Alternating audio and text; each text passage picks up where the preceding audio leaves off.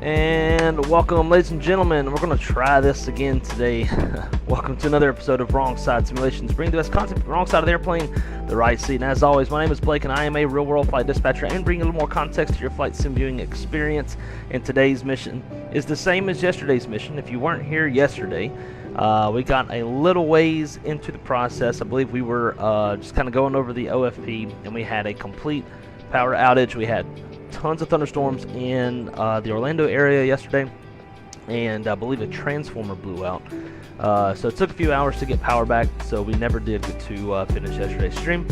So we're just going to do what we were going to do yesterday, and that is we're going to fly from Pensacola over to Orlando amidst all of the thunderstorms that we also have going on today. Although it seems like the worst of the thunderstorms have passed, so I don't think there's as much of a threat today as there is yesterday for power outages.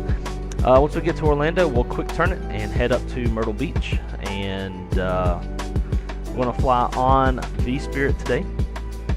We haven't flown on there in quite a while. So over to the jet.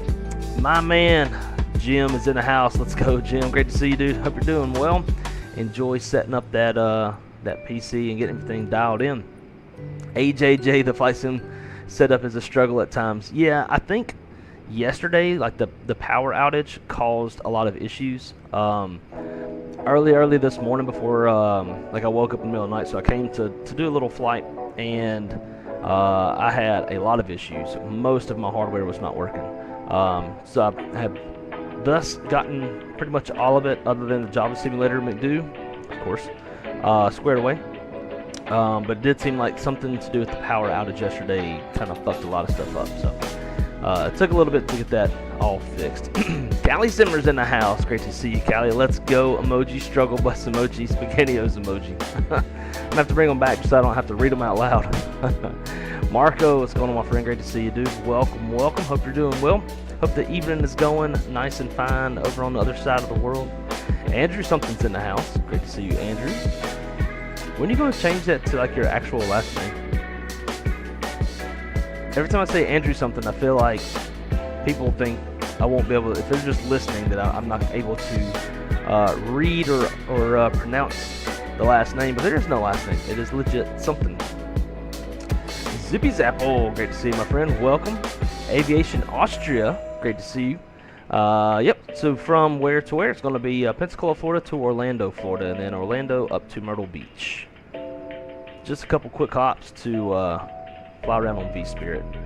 Pretty nice, pretty chill for the most part. Joe Hatch is in the room. What's going on, Joe? Great to see you, my friend. Going to listen on your drive home. Awesome, awesome. Hopefully I can be entertaining enough on that drive. Kieran, how's it going? Kieran, great to see you, dude. And Kieran Anderson's also in the house. Great to see you, Kieran Anderson. I gotta say both because it's like the same name almost. Chip, great to see you, my friend. Welcome aboard. Hope you're doing well on this fine Monday afternoon. Ron FX, great to see you, dude. And David Isaac is in the house. Yo, yo, yo. What's up, chat? Blessings, wrong side. Smooth sailings today. Fingers crossed. Hopefully. And Drew Stone is in the house. Drew.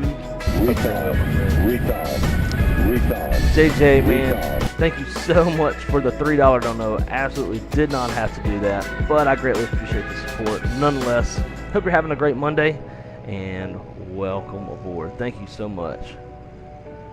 Here's some big things coming for the dispatch group. Which dispatch group? Yours or mine? All right, they're getting ready to start boarding process. So we need to go get this airplane set up.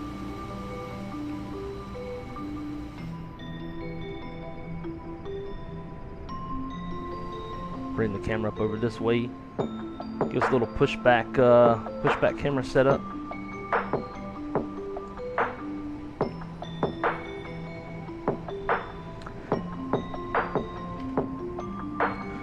All right, now they're getting ready to start boarding. We need to get out of our chair and head on over to the cockpit. Chill time is over.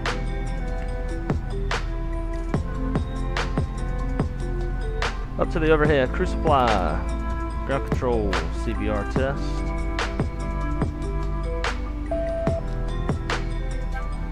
Head over to Captain, Aiders 1, 2, and 3. Over to status, track number 3.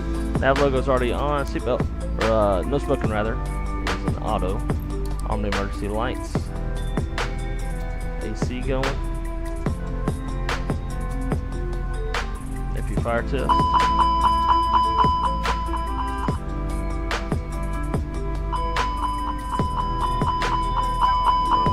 So much. And engine 2. Looks good. Constraints, flight directors, and VORs are already on.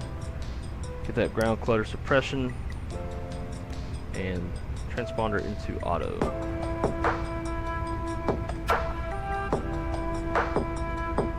Let's get our EFB plugged in.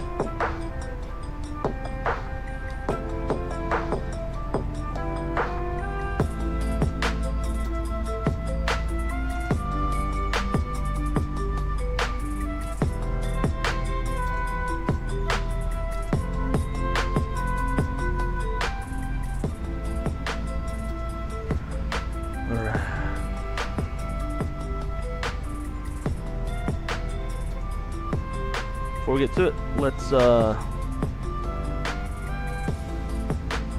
would be one.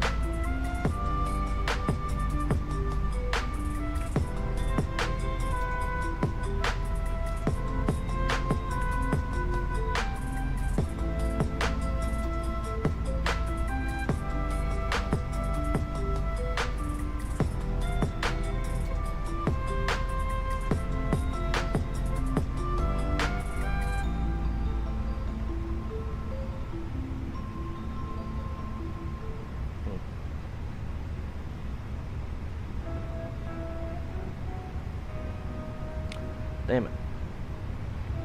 I thought this was working yesterday, but the way I wanted it to.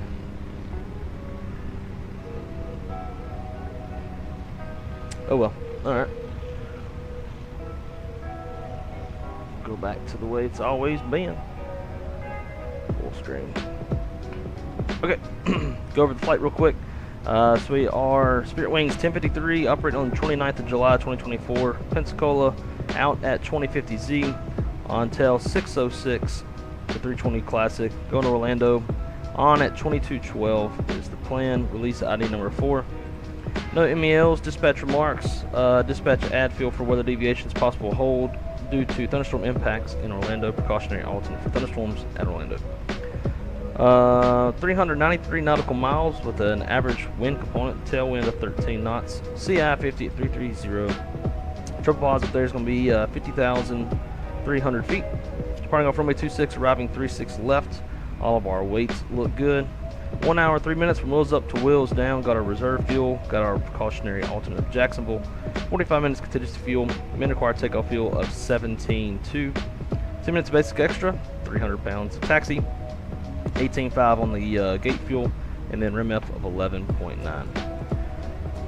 138 nautical miles from Jacksonville to Orlando. 33 minutes and 2.9 on the burn. Here is our route today. Hobart Field, Panama City, whoever CTY is, can't remember. Yeah, I can't remember. Then Coax to the Grinch 5. See forecasted weather at our departure time: 5 statute miles, light rain, thunderstorms broken at 3,500 with CBs. At our ETA, headed into Orlando, wind 080 at 9 knots. Greater than 6 statute miles, vicinity thunderstorms broken at 3,500 with CBs. In Jacksonville, if we had to divert, winds 110 at 8, greater than 6 statute miles, vicinity thunderstorms scattered at 4,000 CBs, broken 25,000. Got a few convective segments. Got segment 01 Echo, area of embedded thunderstorms moving from 270 to 15 knots, tops above 45,000 feet. 4 Echo, area of embedded thunderstorms moving laterally, I guess is what that means. That would, to me, that means west to east. Tops above 45,000 feet. And then 6 Echo, area of thunderstorms moving from 280 at 10 knots, tops above 45,000 feet. So this is what we can expect en route. And then we'll finally have our takeoff landing report, TLR. So these are the conditions when the TLR was ran. Pensacola off runway 26, temperature's 33. hell is this? I don't know what that is. QNH 3006. Plane max runway takeoff weight 152.9. Flaps 1. Got some V speeds. Plane takeoff weights. All this good stuff. Bleeds on. Wet runway. Blah blah blah. But this is only to be. We would only resort to the TLR if we can't get, say like our A cards as an option. We can't get air data. We can't get dispatch to send numbers. We can't get numbers on our iPads. All that kind of stuff.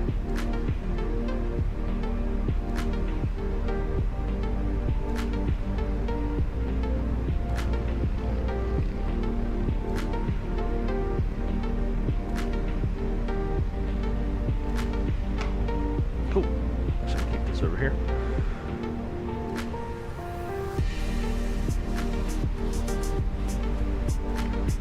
Alright, coming down to the Atsu. I don't know how to get the Fenix to give me the FO McDo, so you'll see stuff moving on the Captain McDo. AOC flight inits. We're going to initialize request data while that's going. IRS monitor. We got 1 more minute until the IRSs are aligned. GPS. Looking at my OFP. Airport reference point is north 3028.4, 3028.5 in the McDo, and then west 08711.2, 08711.5. So that checks out. Data AC status. Checking our nav database is current, and it is init initialize request.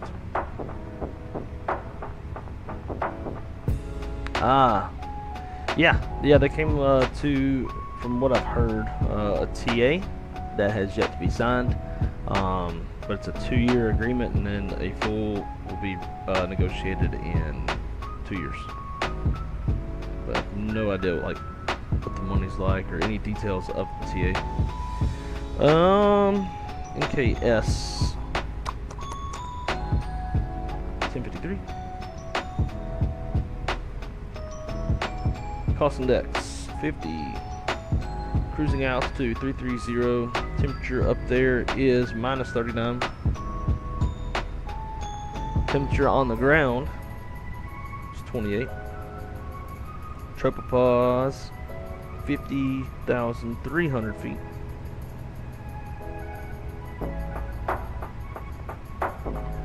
Got a GPS primary, so we'll double check this. We got 3 greens, perfect. Flight plan, Pensacola, departure off of 26. No SID. Insert. Orlando. Arrival. 36 left. RNAV.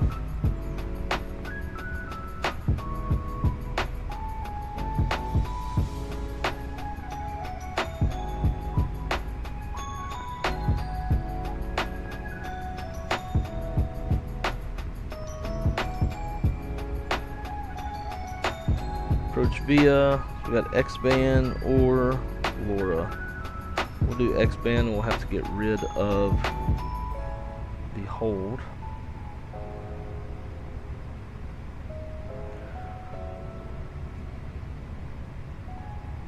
Alright, so for the arrival, it's going to be the Grinch coax transition.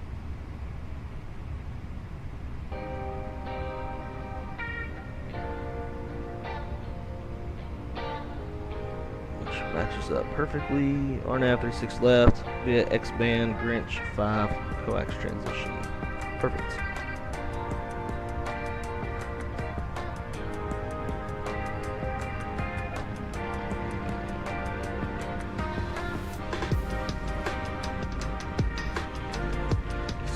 Always does that. We'll get rid of X-band and do whatever that is. Maybe.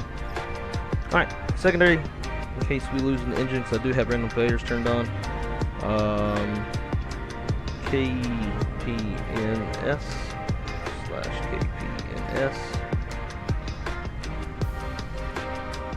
NKS 1053. Cost index 50. 0 minus 39. 28. 100. Secondary. Pensacola departure off of 26. No SID. Secondary. Pensacola arrival. And we'll come back to the RNAV 26. No star, no via. Perf.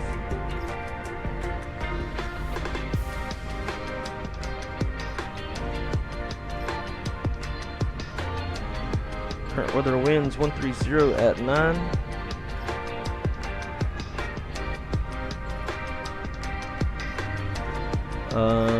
Temperature 29. That has changed. Airplane showing 28. Let's do 28. QNH 3002.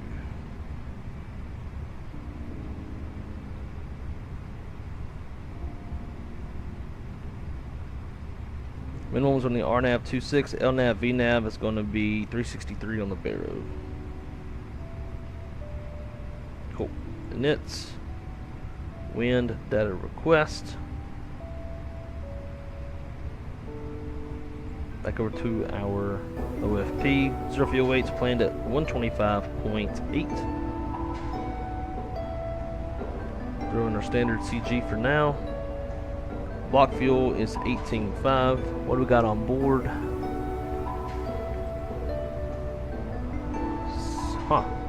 Always short fuel. Well, 17.2. We'll go with less fuel. Alright, taxi fuel 0.3. Route reserve 0. Alternate fuel is going to be 2.9.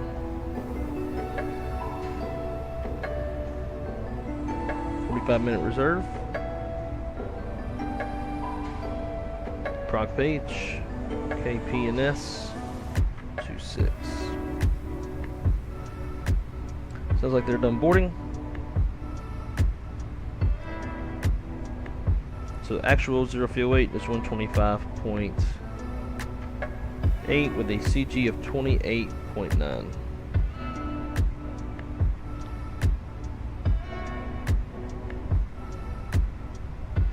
Our takeoff numbers.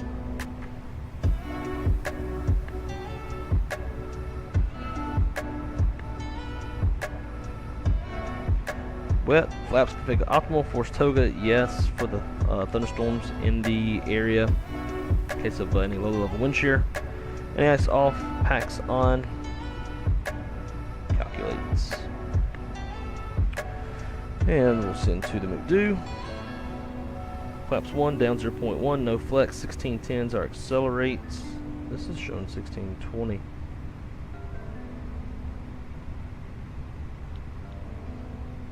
(1620/1120).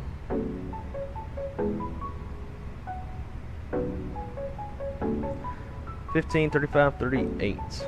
Cool. I like it.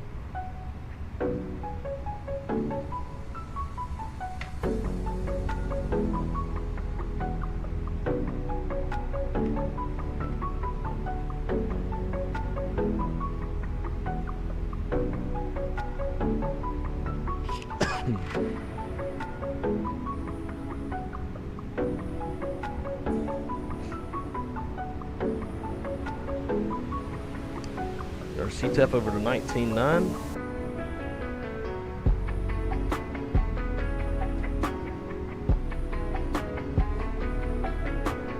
Actually, let's go on this side. Let's do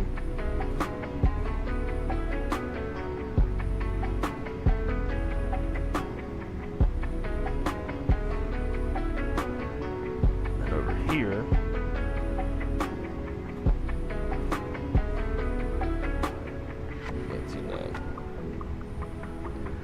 Sweet.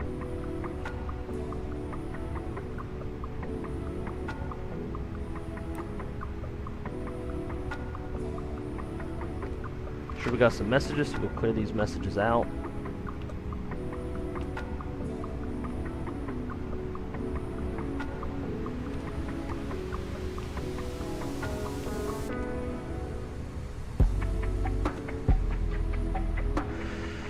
All right.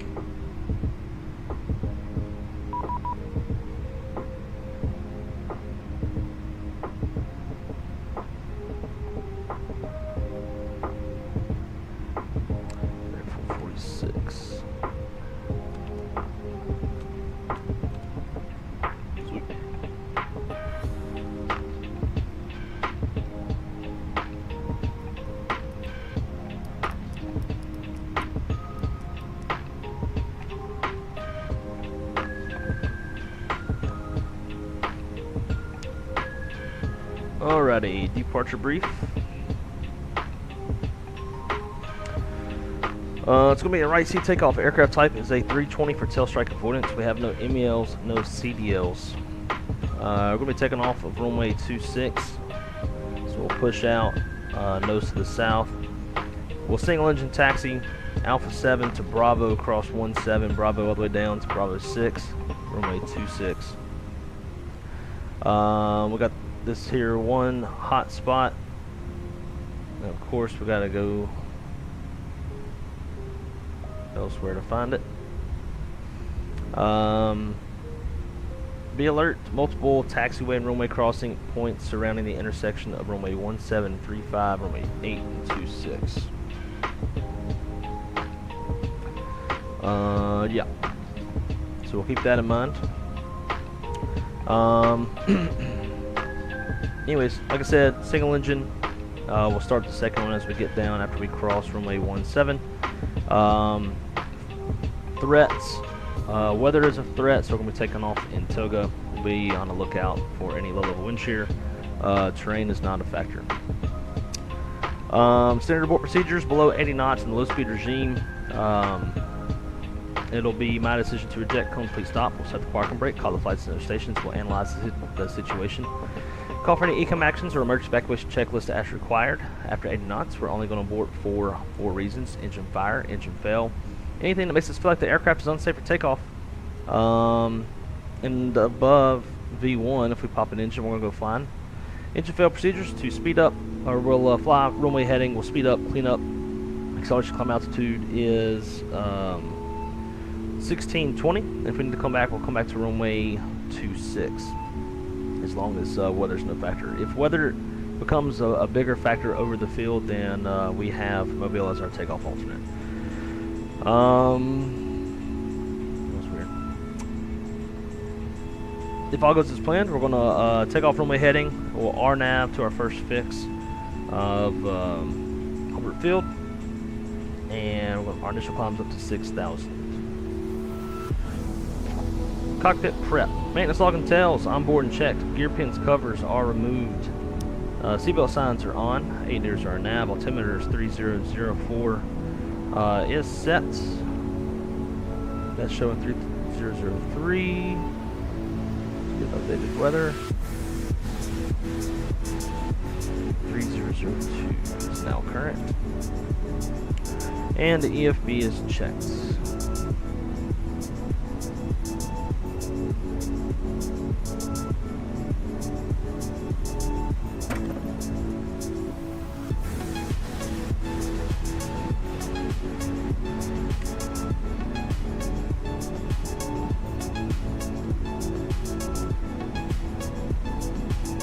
Magezi, great to see you, my dear. How are you doing?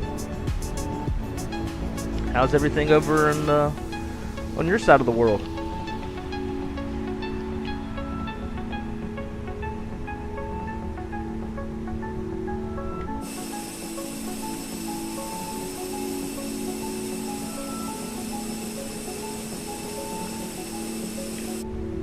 Alrighty, before start checklist: windows, doors, and slides closed and armed. Mine never ever show armed until we start the actual push, and that's super annoying. But anyways, beacon is on, thrust lever is idle, parking brake is on, and transponder is in auto.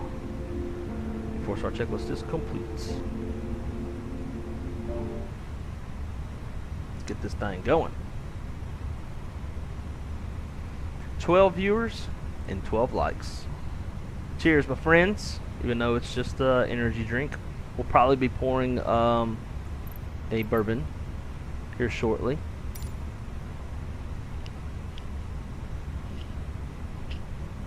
Alright, brakes released, clear to push, nose to the south.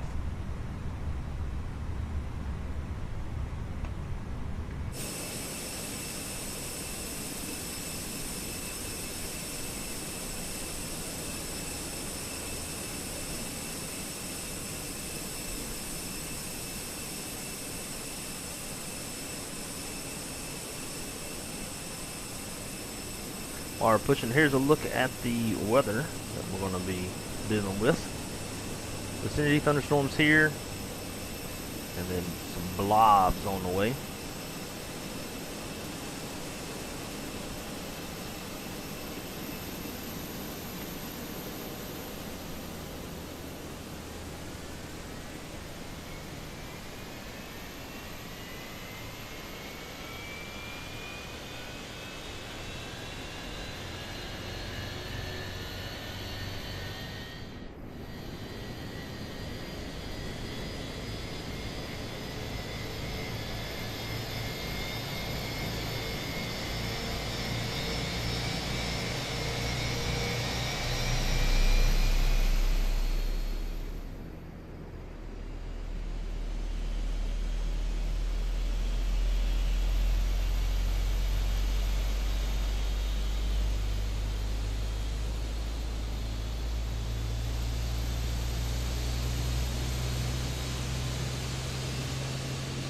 Well, that's a terrible pushback, sir.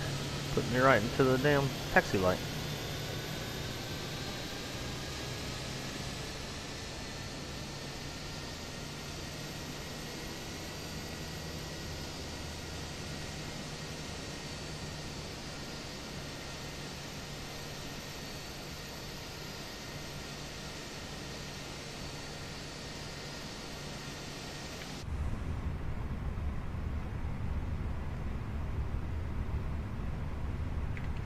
Alright, good start on one.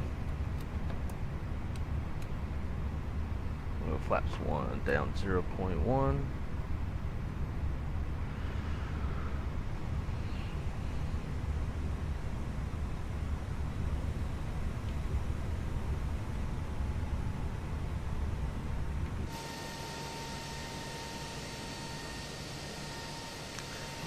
Gray shirt, what's going on, my friend?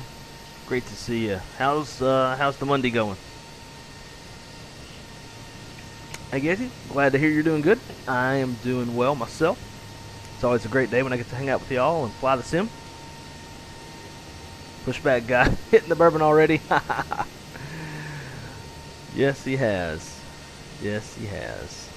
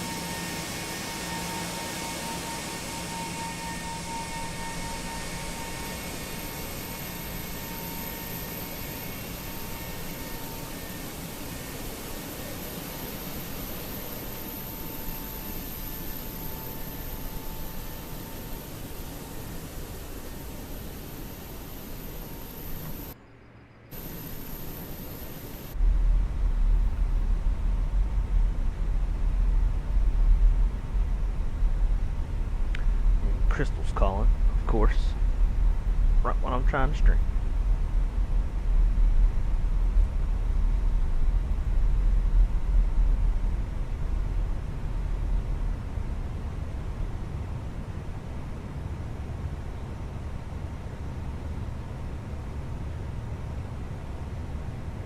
Frontier Flight 2124 pushing gate 6 Pensacola. In Pensacola traffic, Spirit Wings 1053s will be taxiing runway 26 via Alpha 7 Bravo, crossing 1735 at Bravo, Pensacola.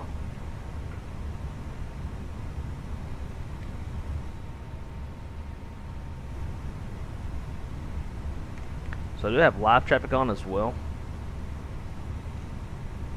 which makes a little more confusing of who's real and who's not.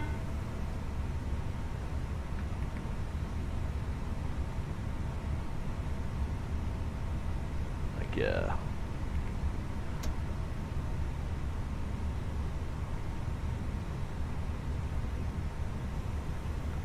I know y'all can't hear the flight attendants.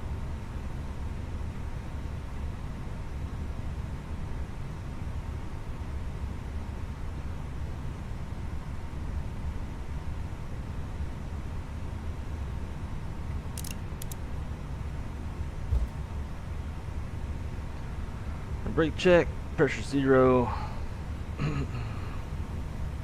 Clear on the approach on both ends. Alright, mini brief. Gross weight's 143.0, flaps, config 1 plus F, fuel 17.1. V1's 115, V2's 138. Initial climb up to 6,000. 6,000 is blue, and our first fix is going to be. Sure why that's doing that. Hobart.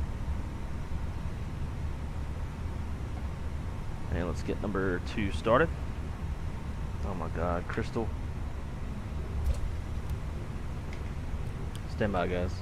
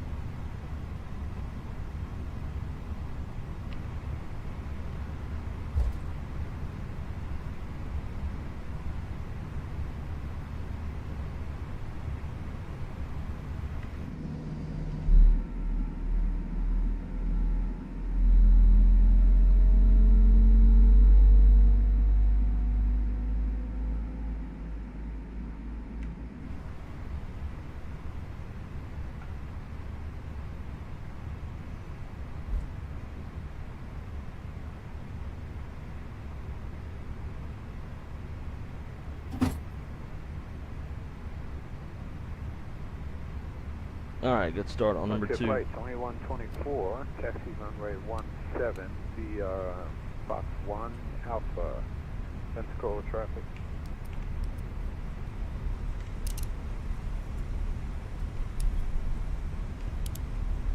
Alright, start checklist. Anti-ice is off. Yellow electric pump off. Road trim 0. After start checklist is complete. Tax checklist. Gross weight comparison is complete. Pitch trim 28.1% CG set. V1, VR, V2 flex. 15, 35, 38 no flex. Flaps config 1 plus F. Flight controls. Let's do those. Full up. Full down. Neutral. Full left and right. Neutral. Get back on that center line. Man, when you get that second engine on, this thing wants to run away from you. Rudder. Full left. Full right. Flight controls check is complete. EQ memo. Takeoff. Actually, we haven't gotten there yet. Damn it, I'm getting out of my... Oh my god. Getting out of my flows.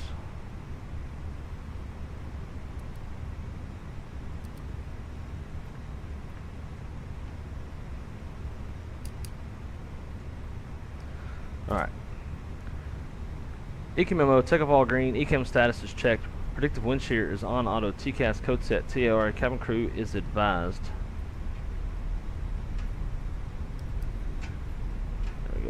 and mini brief is complete. Lineup checklist. Takeoff runway. Runway 26 confirmed inside outside. Min fuel is, I'll have to look at that. So this is when I need shared cockpit.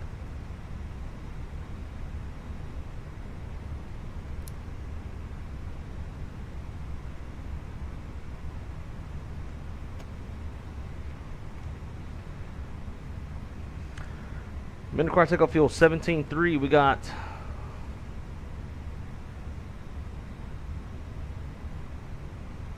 alright, we're below our min takeoff fuel. So 17.3 is our min, and we're at 17. So we have to contact dispatch 2124 line up runway 17 Pensacola to move some fuel out of the contingency. So let's do that.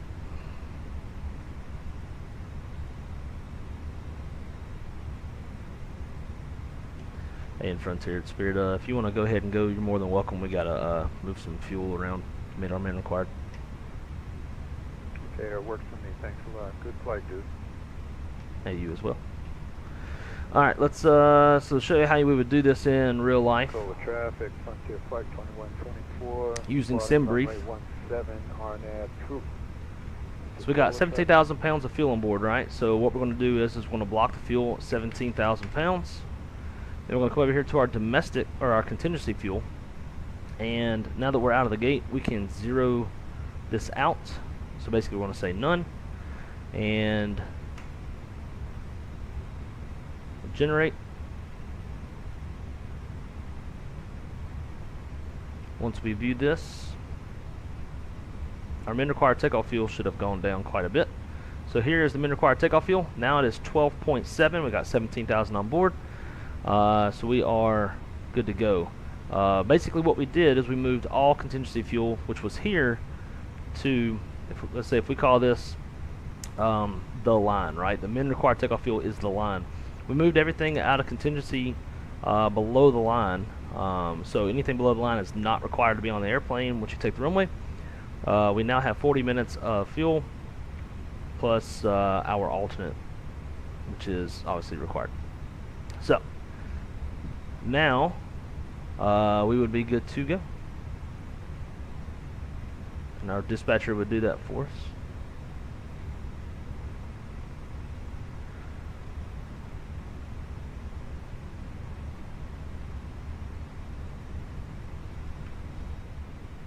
Alright, so he should have already gone.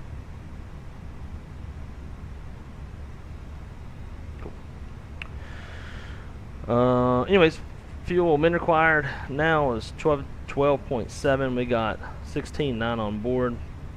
Engine mode selector is normal. Bleed packs are set. Lineup checklist is complete. Pensacola traffic, Spirit Wings 1053. Be departing off runway 26, exiting airspace to the east. Pensacola.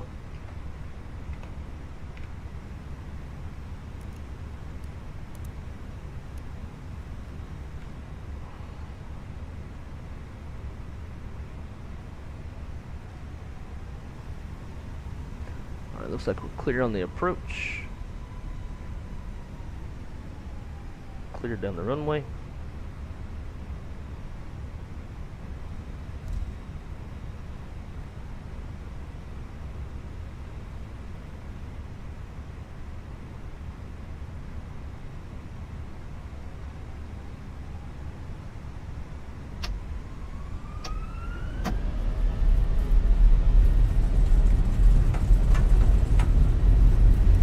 Mantoga SRS runway out of thrust blue.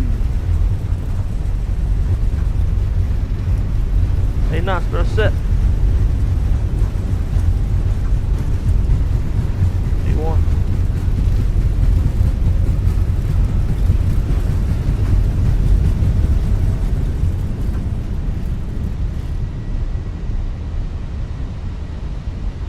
Pause rate.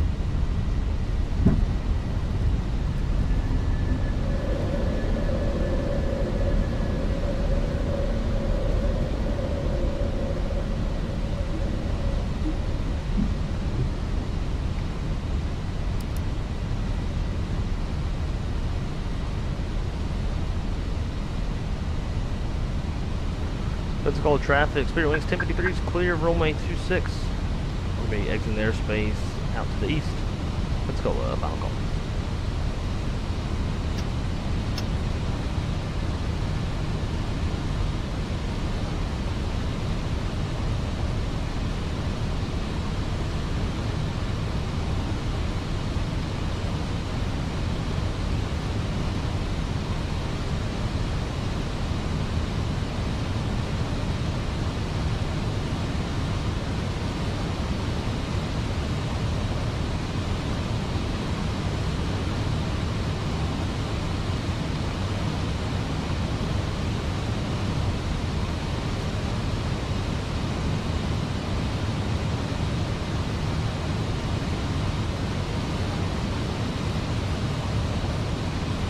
There is Perdido Key out ahead, and Pensacola Naval Air Station, right out off our nose.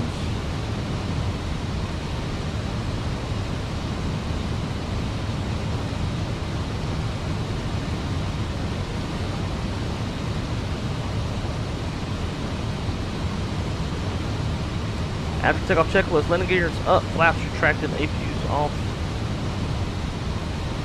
After takeoff checklist is complete.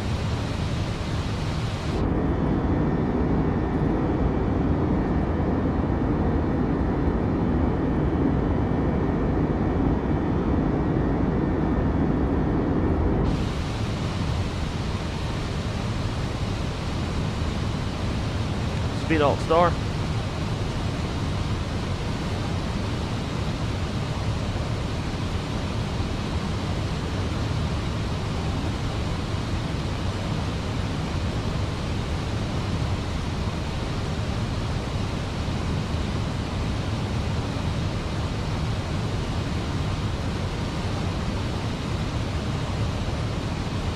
I tell you what, we're gonna go a little bit to the right with this build up.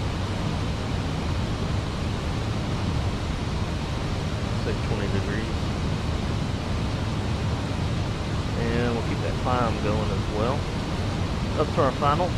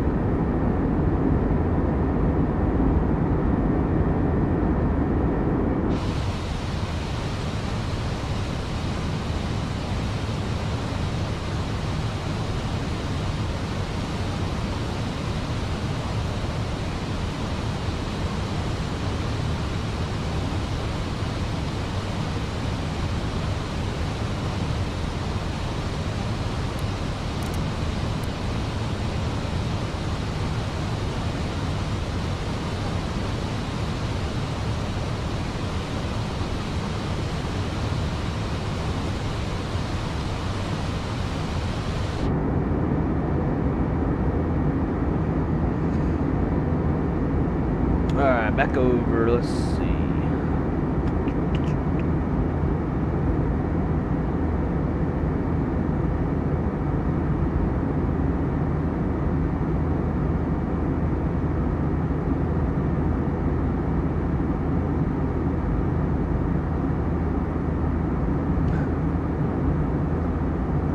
It's a great shirt, not bad. Just finished dinner and booting up the sim. Hey, that's a good part of the day.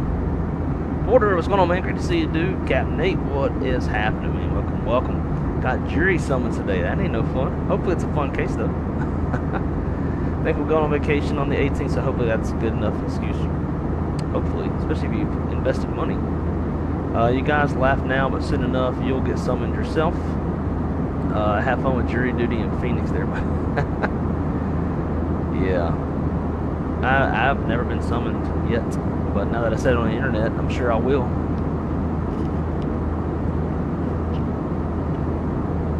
Only been summoned once and got selected. Unlucky. You just got one. You remind me to respond to it. Jeez. That's weird that both of y'all getting, maybe, how funny would it be if y'all, I mean, obviously it won't happen because y'all live so far away, but what if y'all ended up in the same, that would be pretty comical.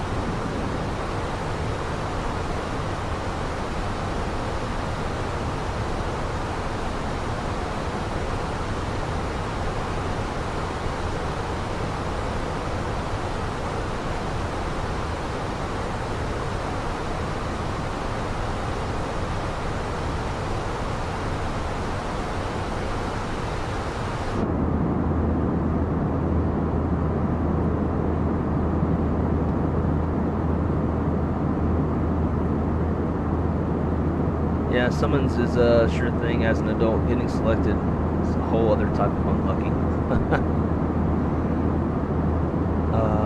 Ended up on a jury once. I ended up being selected. The jury 4-person. Oh, wow.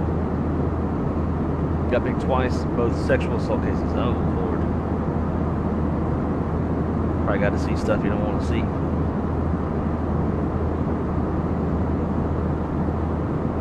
This episode, I'll be your FO in your controls if you want. I could use one. You'd have to be Capitan though, because you know I'll always be holding down the right seat. I could actually hold on to the right in the left seat if I needed to.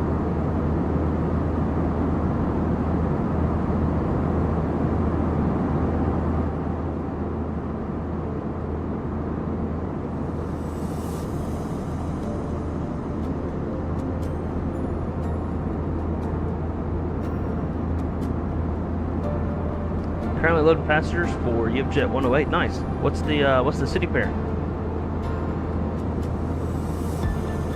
Tyson, what's up, fake green dot?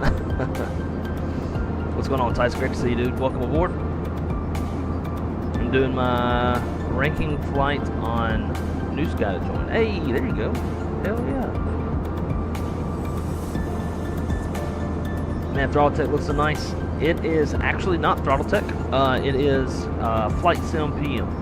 I think Flight Sim PM is a bit bigger and a little bit more true to scale. Maybe. I haven't ever touched or seen in person the Throttle Tech version.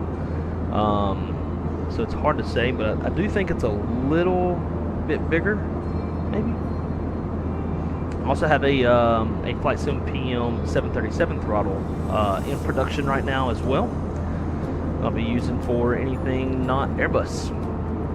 And I compared it to the Throttle Tech, and it seemed like it had a lot more features than Throttle Tech's. Plus, Throttle Tech was like, it's going to take 4 months to have it made, whereas Flight Sim PM was 4 weeks. So, yeah. Flight Sim PM.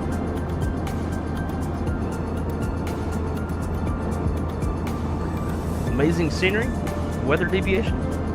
Hell yeah, man. If only we had weather radar, dude, we would be cooking with so much grease. We could have a fucking, we could have a fish fry for the whole neighborhood. Just need, I don't care if it's even like the bullshit weather radar that's in, like the native weather radar that, you know, is in Microsoft. That's they implemented in the PMDG 777, which I wish they would put in a 7.3. Because at least you have something like on radar that you can point yourself around, you know? It's a little bit more immersion. Yeah, another scenery to add list? Hell yeah. I love Pensacola. Like, real life and in the sim. I love Pensacola scenery. The condos that y'all saw off in the distance in Prieto Key, those are all Enjoy It Fly. You should be able to get all that on flightsim.to. I paid him to make Myrtle Beach, Gulf Shores, Orange Beach area, so it's kind of a complete, like, basically, I think we might be able to see some on this side. But anyways, when you have all of it installed, you'll have like all of the beach condos and beach houses and stuff from basically where Fort Morgan or Gulf Shores starts to Orange Beach, Pensacola. I think it goes as far down as like Destin. He's got a whole bunch of stuff. I'll find it.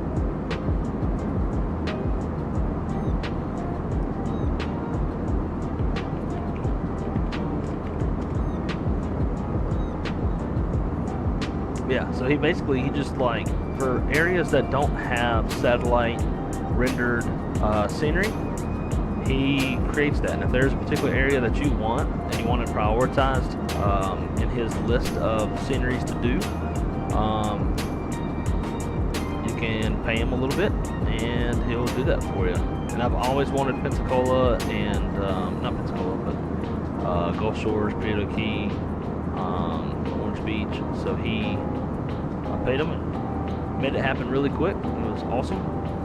But as you can see, he's got tons and tons and tons of these.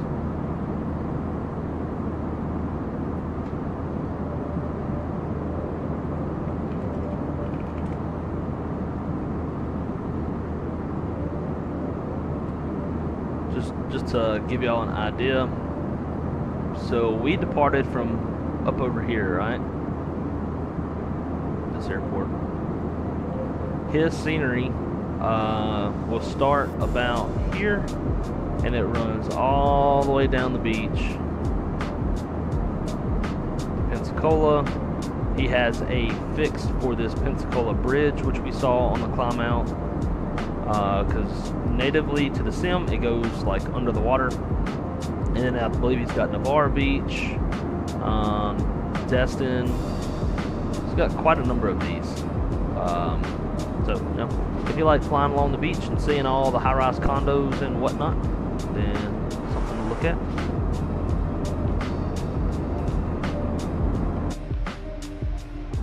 Make sure everything's good up here. Full standard. Seatbelt sign off.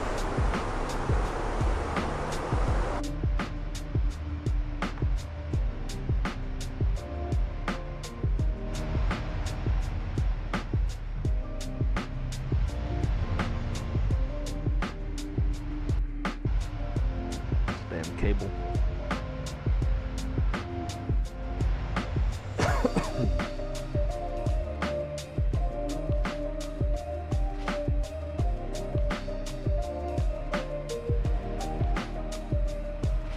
There you go, you can see some more down there. Although it looks like shit from up here, but obviously get low and they'll render.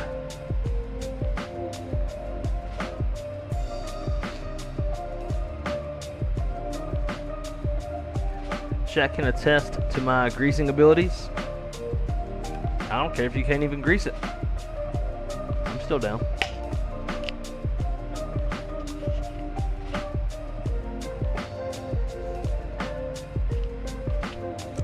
Yes, you have. You have seen me in the left seat in the 7.3 back in World Flight. RIP. Which was so much fun.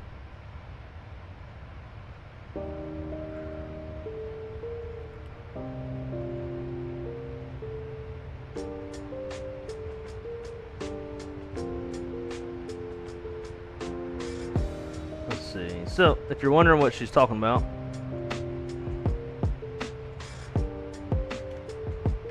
this is what she's talking about. Flying a full Boeing, like a legit real 737 that was coded to Microsoft. Flew it in the World Flight charity event last year, and she was in the jump seat. And there's me Callie Simmer? There she is. There's Callie Simmer.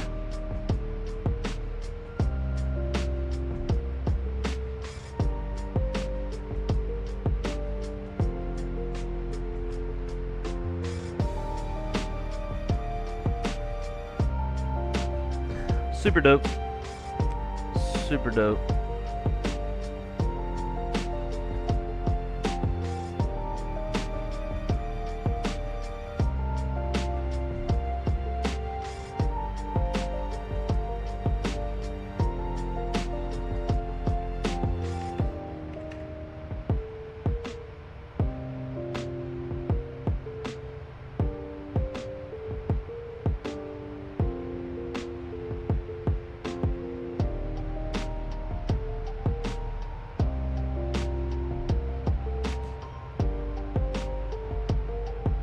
Yep, a lot of fun.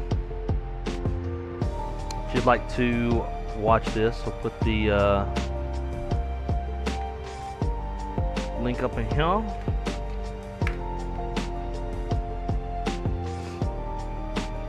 Travis Charles, safe travels. Have a great flight.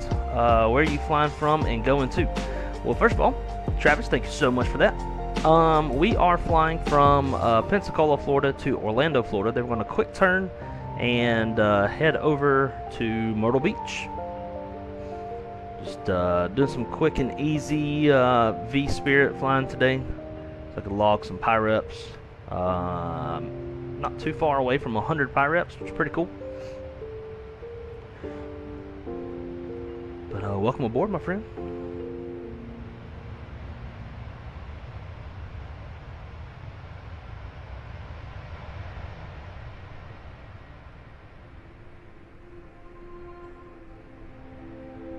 I have been on vacation in this area, and I would not recommend it. The water was brown, and just wasn't, you know, wasn't the best. I think we were actually like up over here.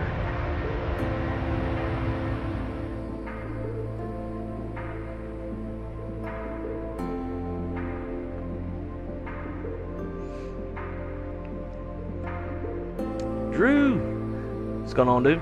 You doing World Flight this year? So that was the plan. Unfortunately, our team no longer has a sim.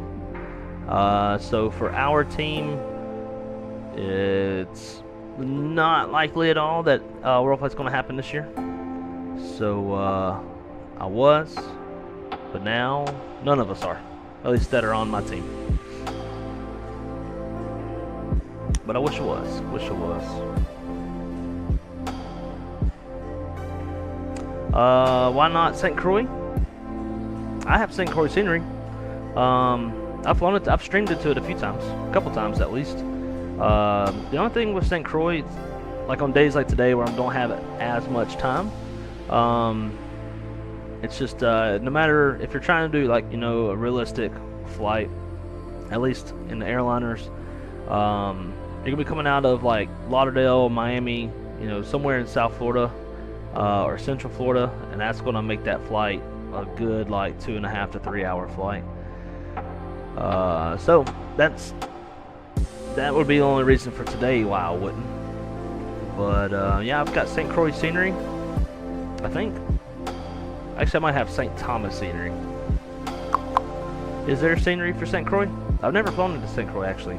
Think about it. I've done St. Martin, St. Croix, but have not done, I'm sorry, St. Martin, St. Thomas, but never St. Croix. I need some fusion flights soon also. So many VAs. Yeah, man, I'm a part of Vspirit, VAAL, VUAL, and Virtual FedEx Air Cargo. Oh yeah, I'm also part of Virtual Southwest. I've probably timed out with them. I need to probably need to do a flight on them. Maybe we'll do that tonight. Crystal goes to bed. Maybe we'll get in some Southwest. I don't really feel like moving all this stuff though. Like all this. That's the only thing with you got hardware, like you get it all plugged in and set up, and then it's like, man, I don't feel like swapping all this stuff out.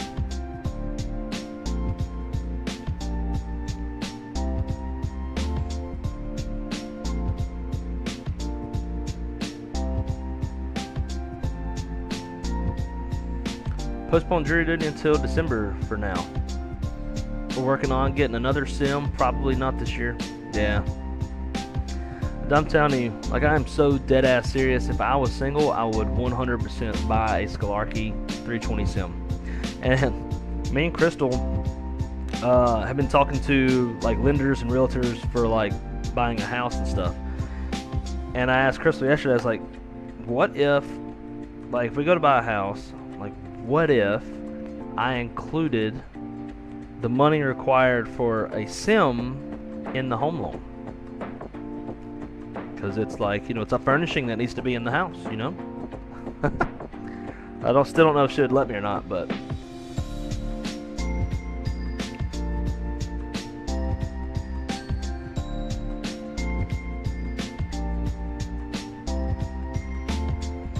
Spirit Airlines to fly to U.S. Virgin Islands, St. Croix. Yep, I work for Spirit. I'm a manager of flight dispatch at Spirit. Yeah, I very well aware that we fly there. How do you open these damn Zen pouches? There we go.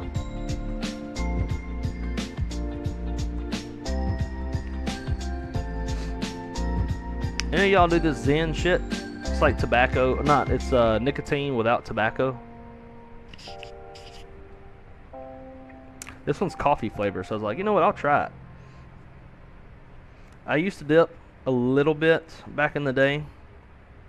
I never like got hooked on it. If anything, sometimes it gave me a headache. I'm way more hooked on drinking than I am tobacco or nicotine, but I don't mind the feeling once in a while. So I was like, you know what? They got coffee flavor. I'm gonna try it. So, initial impressions. It's pretty good. Tastes good.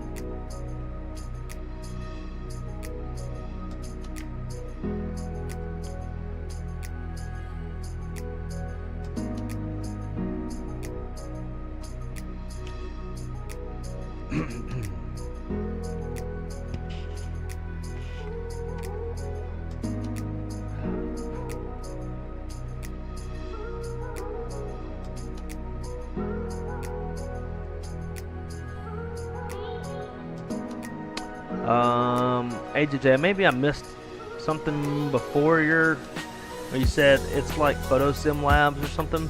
What is that in reference to? I'm on all those VAs plus Piedmont, a few others. Golly, that's a lot. The owner stepped away from the team. Yeah. Yeah, if I was single, I would 100% buy the sim, and I would just tell everybody, like, you can stay in my house, just we gotta buy you a cot or something. Like, I have a house, I would have the room for everybody.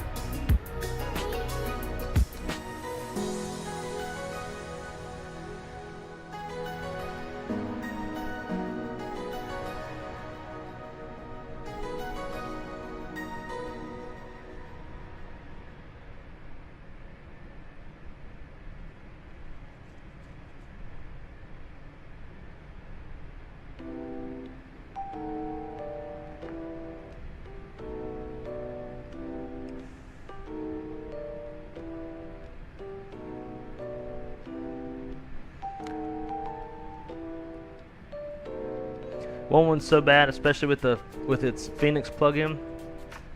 At least you ain't out cheating, right? I don't know how I'll use that though for my benefit. Be like, can I have a sim? No, it's too expensive. Well, at least I'm not cheating. And she'd be like, so you're telling me that if I don't let you buy this stupid, super expensive sim, that you're gonna go cheat on me?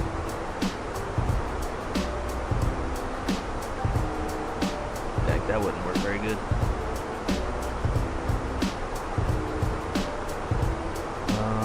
Let's check the temps.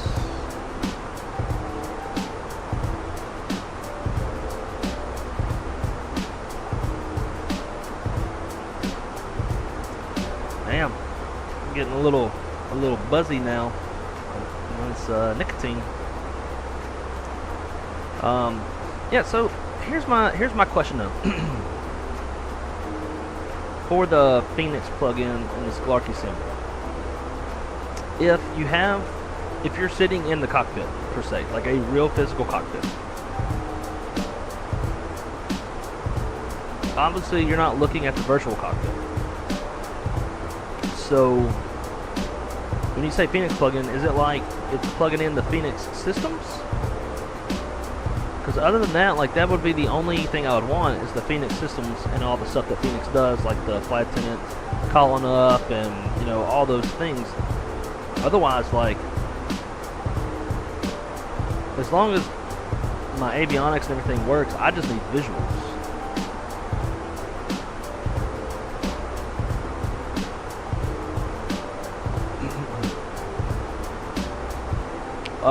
I'm a manager for the entire airline, so we're dispatching flights all throughout the contiguous 48, the Caribbean, Central America, South America. I oversee everybody dispatching flights all over the place, but my physical office is in Orlando. Oh, photo sims. Oh, okay. See, I forget things so quick. Let's see.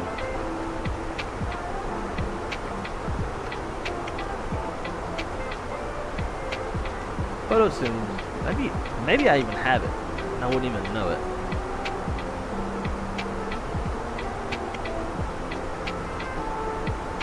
It's halfway decent. Good enough for streaming. Hey, cruise ships.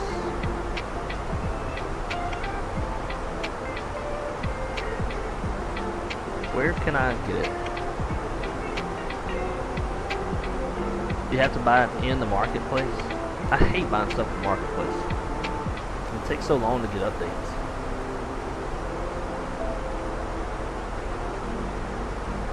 We'll put that on our list for sure.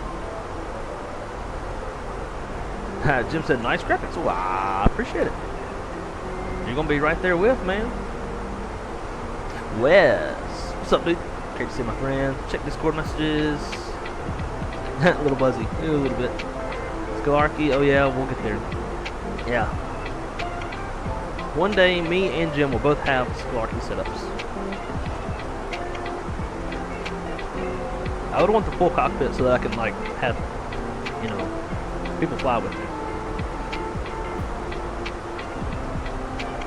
Airborne, did you miss anything? Nope. Ain't missed nothing. Nothing of importance. Anyways. It will hook up with the Fenix and give you all of that for the flight model versus their in-house system using Microsoft Flight Sim as graphics. Pro Sim 320 as flight model and Microsoft Flight Sim as graphics. Gotcha. I'd be fine with either one. I don't give a shit, man. If I got a full cockpit in front of me and I can touch and do everything, but then, like, from a streaming standpoint, does streaming just strictly turn into, you know, an external camera looking at me as I'm ding ding ding ding ding?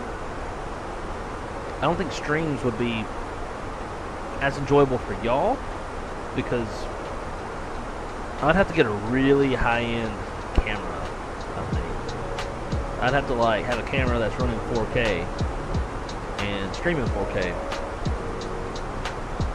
and then also be able to, like, share the visuals, I guess. Oh, dude, I'm telling you, man, one day I'm gonna make it happen. As soon as, like, once we're in a house, then I don't have to give a shit about saving up for nothing. I'm gonna make it happen. Because this shit and this kind of shit is an addiction. An unhealthy addiction. Financially. Are you part of the Cali crew for Foreflight? Yes, I am on the Cali crew team. We just we won't be flying this year due to lack of simulator. The owner of our team sim stepped away from the team, so we are simless. But then that begs the question, like, do we still call it Cali crew if the sim is located in Florida? I made the joke, I was like, we can call it Florida crew, F-L-A-W, Florida, D-A-H. No, we just keep the name. Hopefully they fix that home cockpit system in Microsoft Flight Sim. Yeah. Yeah, I think they kind of, granted it was their first, like, you know, step back into the game since FSX. So I don't think I kind of think they underestimated maybe how many people were going to want, like, you know, more than just a desktop sim. So hopefully, yeah, hopefully they tackle that 2024. My man Zach, what's up, dude? Lurking in the background. Wife is out of town and I'm on dad duty. Yeah, dad duty until it turns into dad duty. D-O-O-D-Y. Having to wipe the butt, do the diapers. Heard they were working on a better system. I hope so. I'm sure they'll get it squared away. Maybe by Microsoft Flight Sim 2028. Shit, by then, man, the way that the wind wing is the direction they're headed, they might have a full cockpit-ish. Sorry to hear. I was maybe going to join the group. They've gone quiet. Yeah, that's part of why. Currently don't think we will be adding any new pilots anytime soon. Don't mark my words though. Yeah, it's no need in, I guess, expanding the team when we don't have a sim to fly on, unfortunately.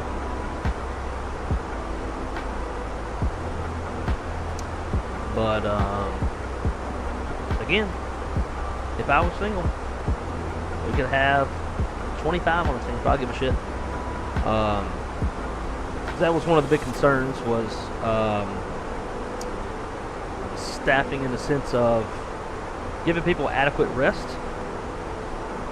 I know that was a tough part. And inevitably, there's always going to be people who can't either join a team with the intention of, you know, flying the event, but then for whatever reason, money, travel, that kind of stuff, can't make it. And then there's going to be those who can't make it for the full 7 days, which is completely understandable as well.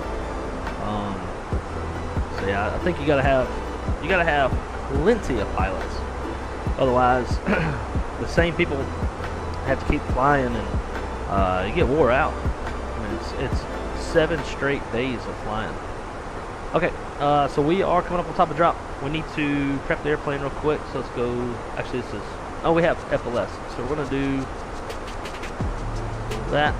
That's a little cold on the airplane. And let's go through our top hat flow. So flight plan, fix info. We're gonna do KUXIU 36 left.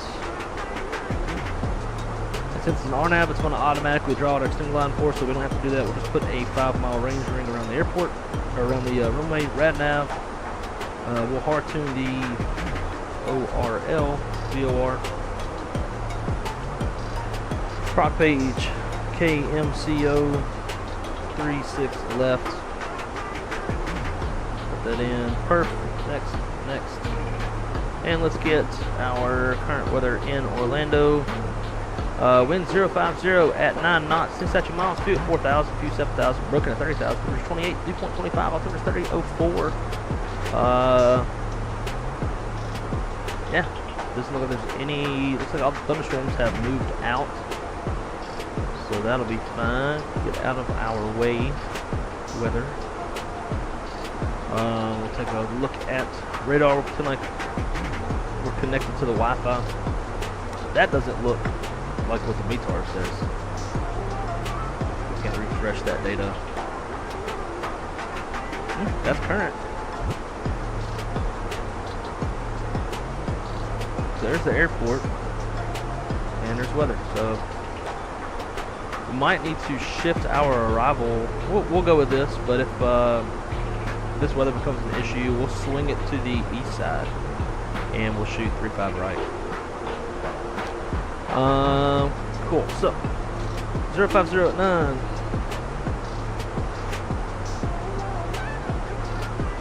Temperature is 28. Altimeter 3004.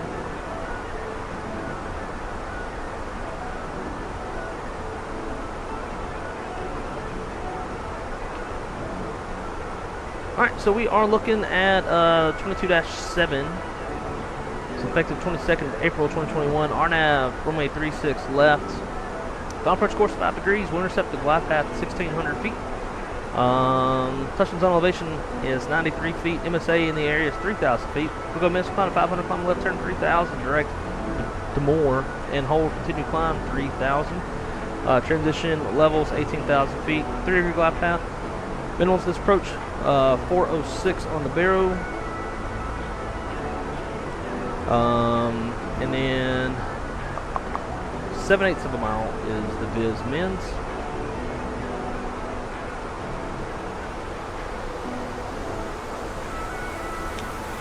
For 36 left, we got high intensity runway lights, turn on lights, approach lights, Pappy on the left, 3-degree glide path on the Pappy, runway's grooved, RBR's reporting, and 200 feet on the width of the runway.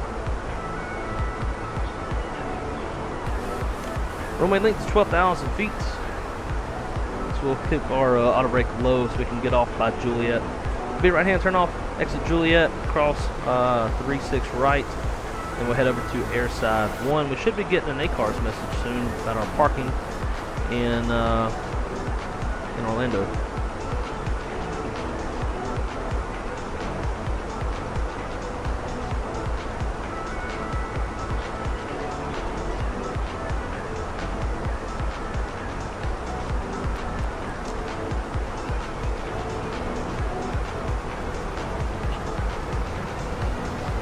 Alright, fuel prediction. We got 1 hour and 4 minutes of extra fuel. Secondary flight plan, we're going to delete the current secondary. To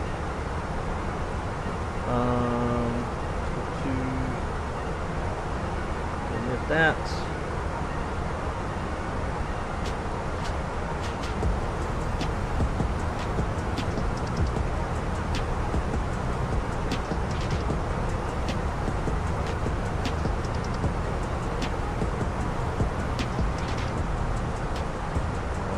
Populating. There we go.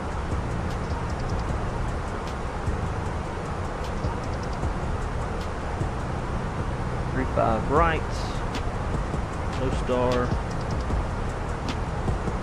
no via.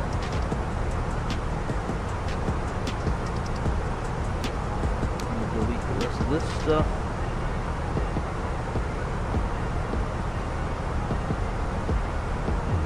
There we go. Secondary setup, in case we need to side step on over.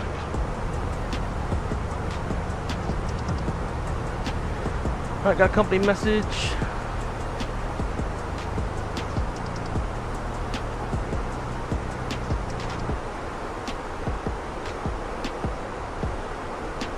Alright, so gate assignment for flight 1053 arriving in Orlando is gate 7. We got ground power and we've got ground air. That is coming from Vspirit. This is one of my favorite things about Vspirit, is you get they utilize the Hoppy ACARS, and you get your auto uplinks for your gate info. Alright, so from there, let's go back to NKS Ops. We were 10 minutes late. Let's see, ADC delay. Just call it other. And 9 minutes.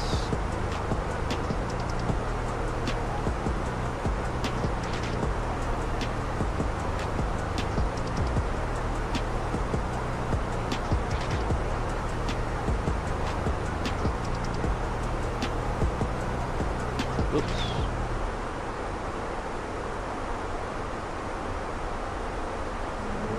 Delay report has been received. Shit.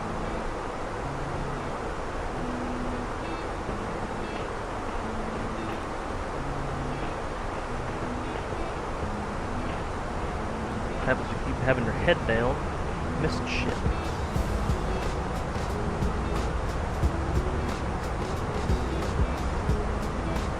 Bottom altitude's 5,000.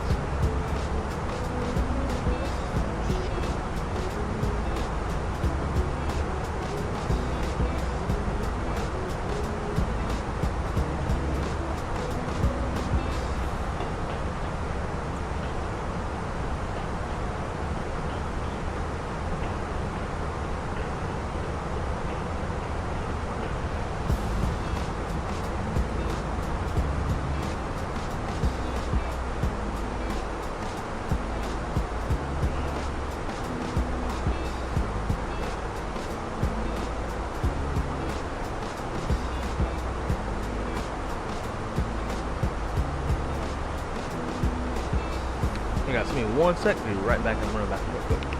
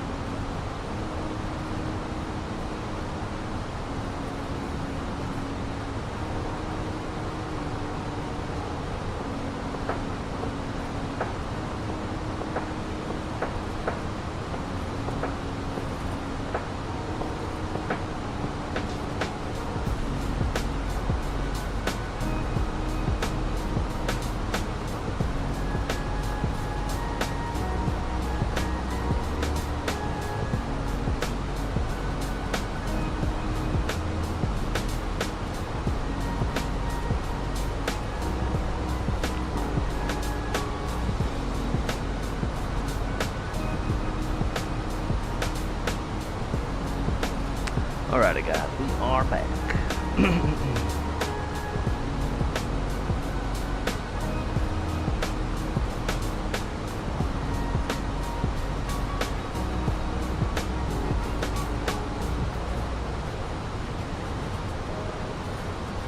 Let's see, currently don't think, I wonder what it would cost to rent a sim.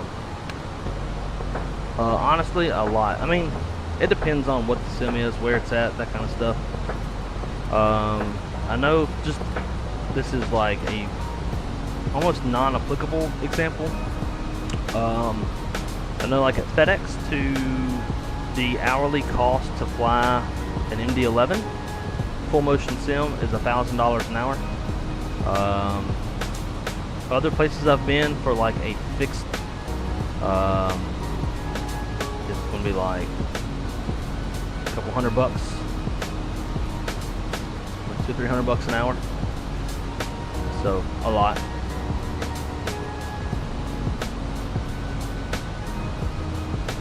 Zappa definitely will. Sounds good, yeah. Group I was gonna join, doing it on their own sims at home. Oh, gotcha. Yeah, and so like we're, you know, like an official team, and to be an official team, it's got to be on a full size, full, you know, cockpit setup.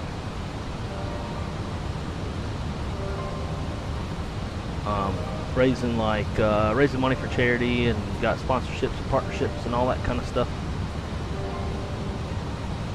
But that is always an option.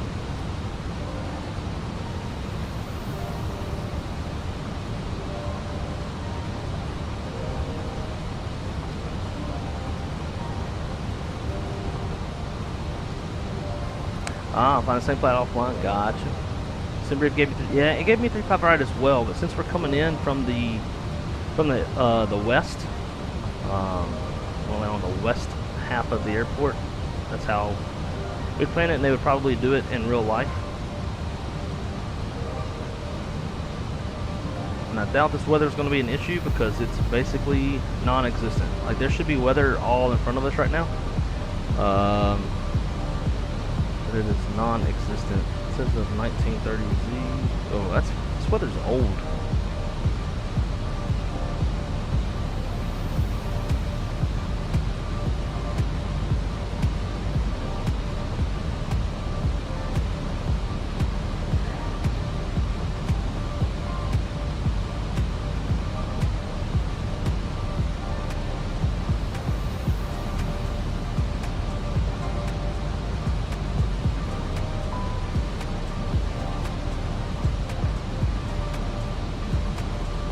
Alright, there we go. That looks...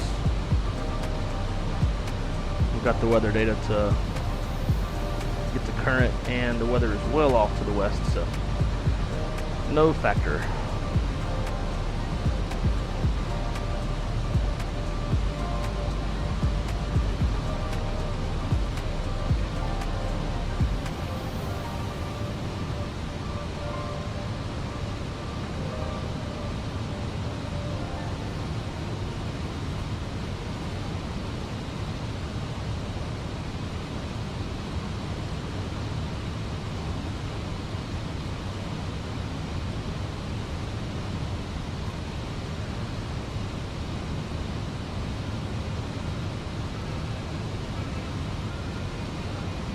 Sucks about no Calico this year. Was hoping to win another chair. Yeah, it does suck. Too bad departure from Pensacola. I noticed when I was taxiing, you were taxiing the opposite direction. Yeah.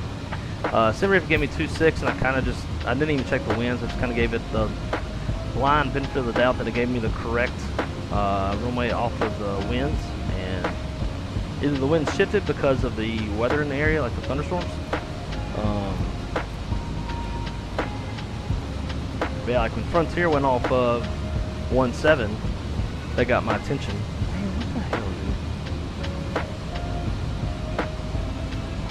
dude? Y'all might see a drop in smoothness in the stream, or buffering. I'm getting that dreaded message, not enough video to maintain smooth streaming. It's always around this time, between like 5:30 and 6 o'clock. I guess People come home and they use up the bandwidth. Yeah, there's buffering.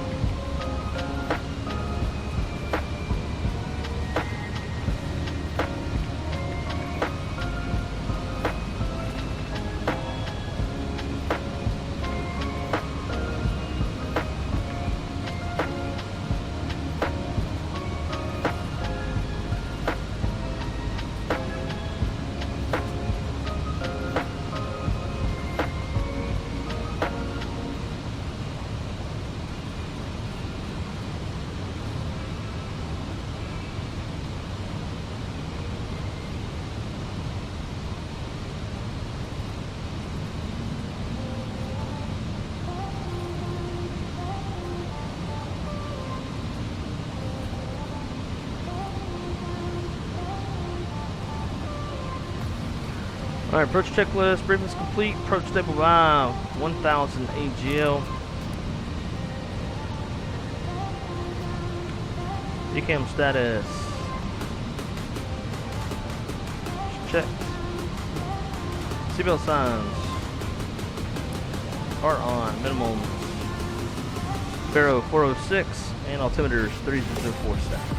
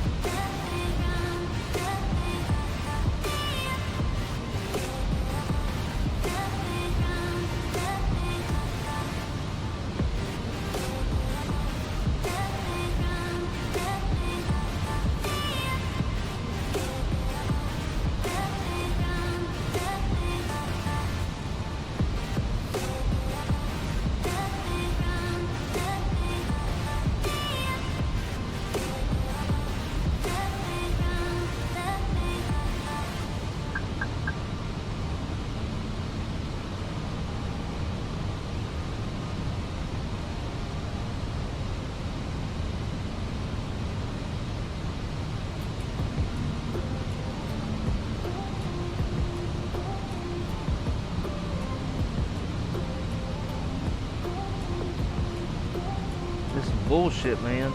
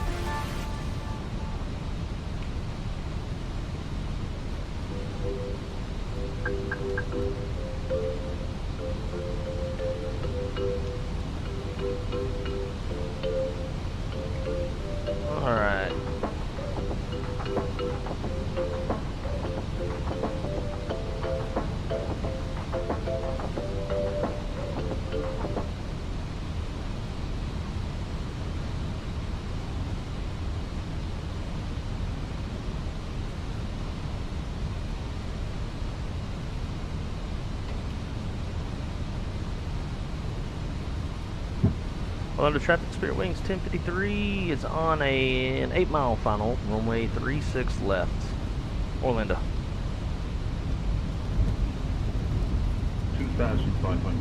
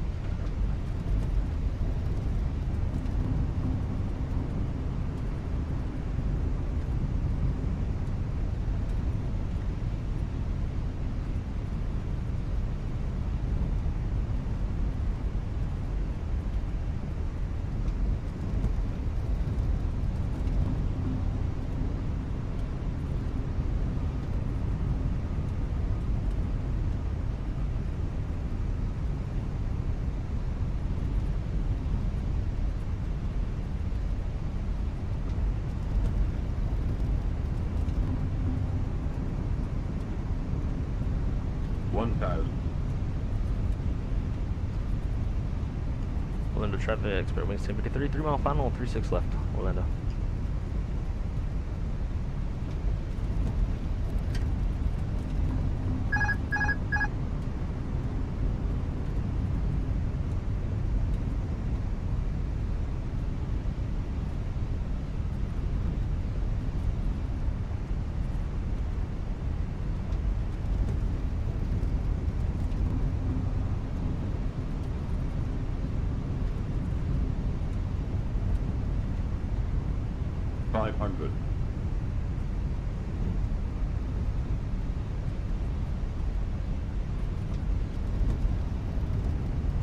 Above.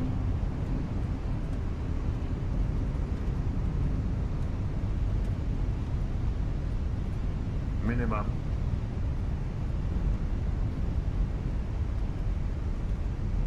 $200.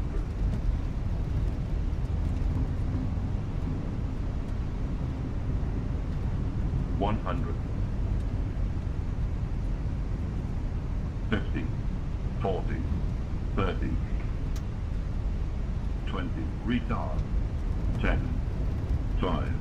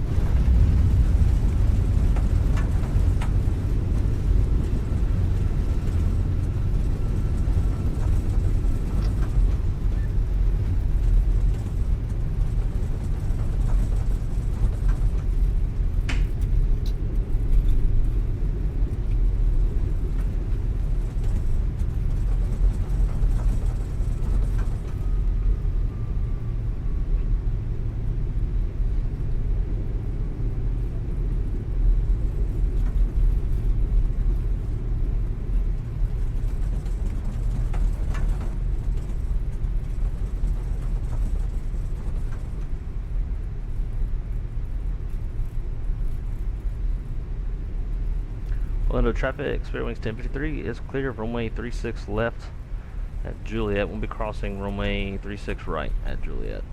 Taxiing into the ramp, Orlando.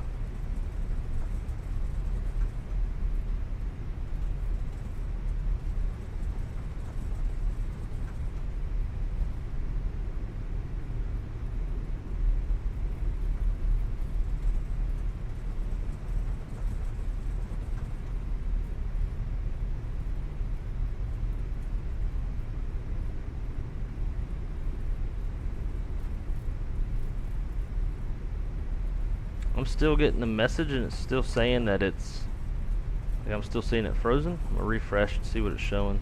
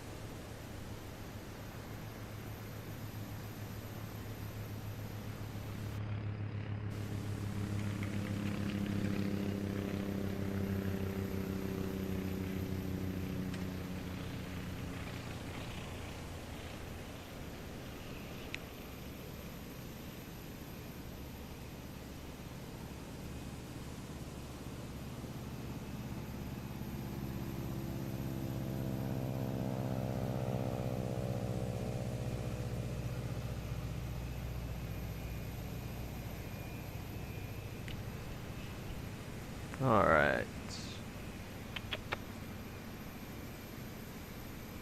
File that off. Says a negative 104.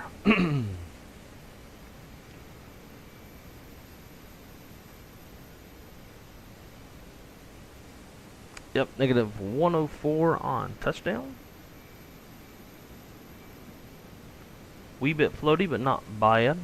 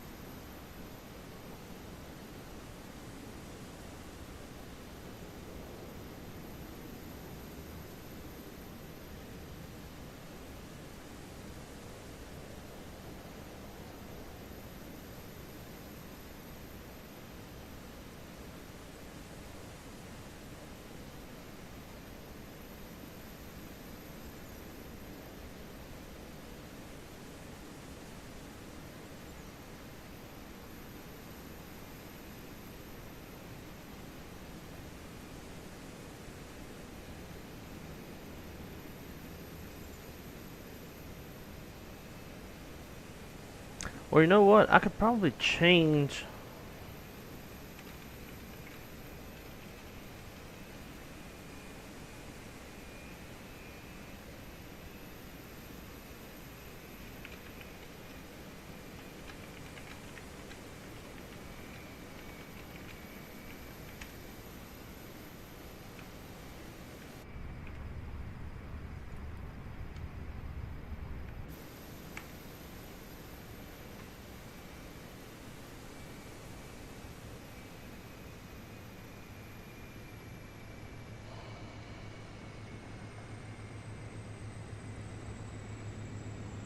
Let's see.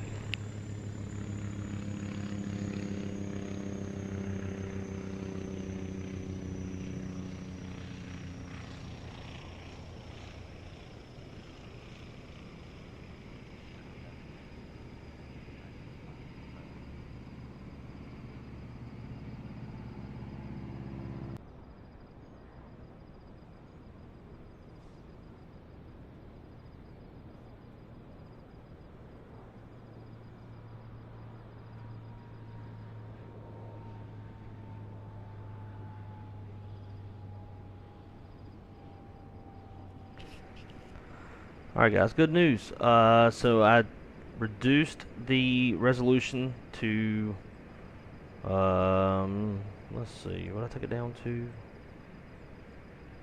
2560 by 1440. And now I'm showing an excellent connection. So it might be good. Might be good.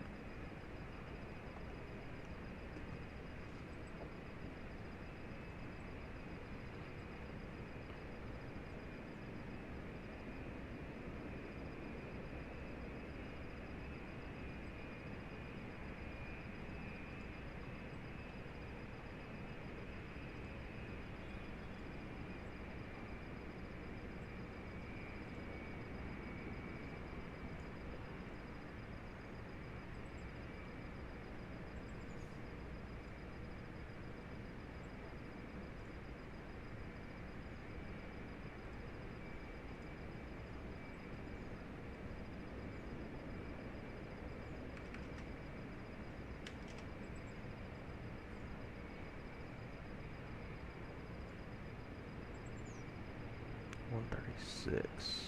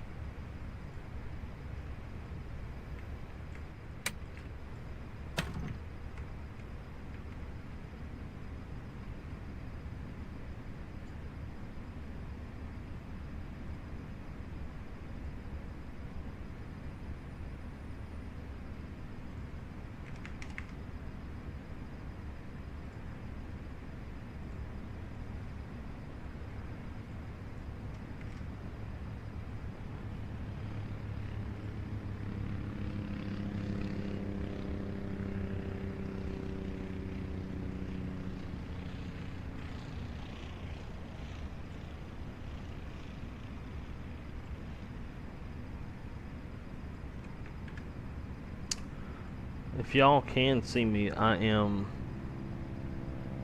prepping the next flight.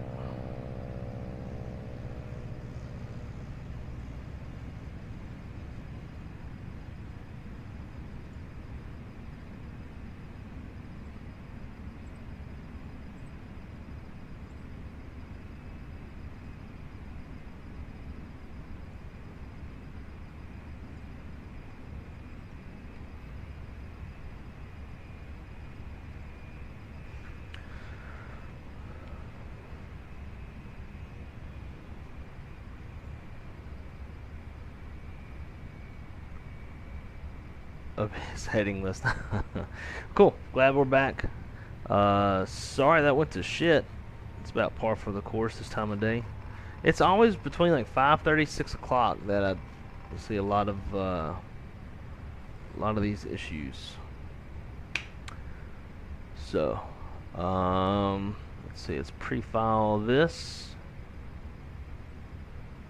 and we'll be ready to hit up leg number dos.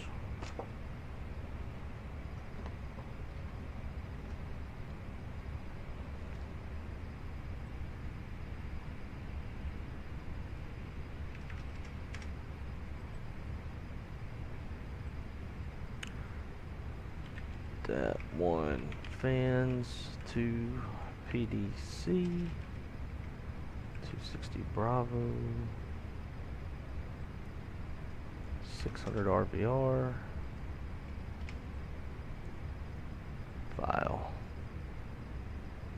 flight 136.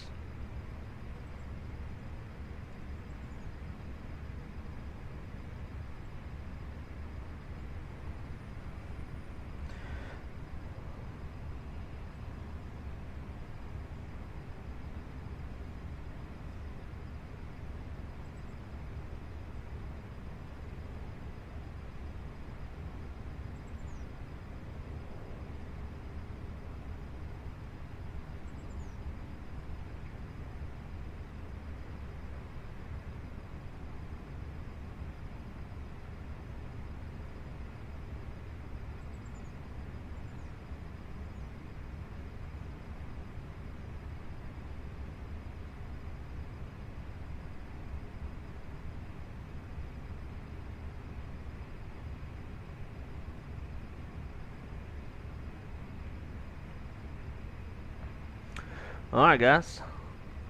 Thank you. I didn't think it was that great. It was smooth. It was a negative 104, but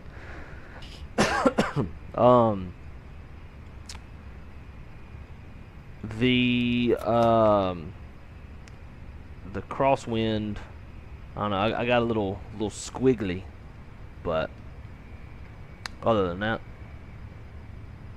not too terrible. Cool.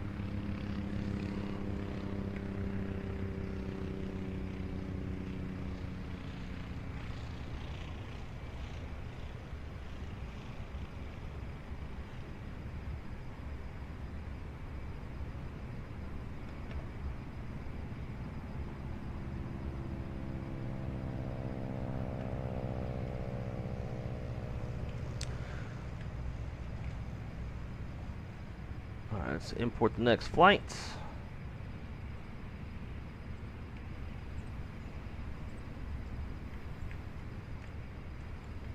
Looks like all the passengers are off.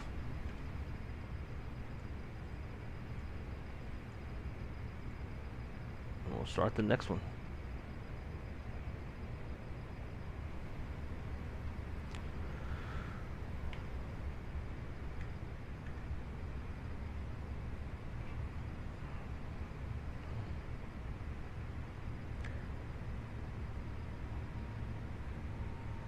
You must score like Judge. I rated 94.5. He didn't stick that landing knee slap for that. That's pretty funny. I like it. I think that's pretty good. Give it a 95.5. I'll take Wes's instead. All right. Now that we have overcome our technical problems, let's get into the second leg.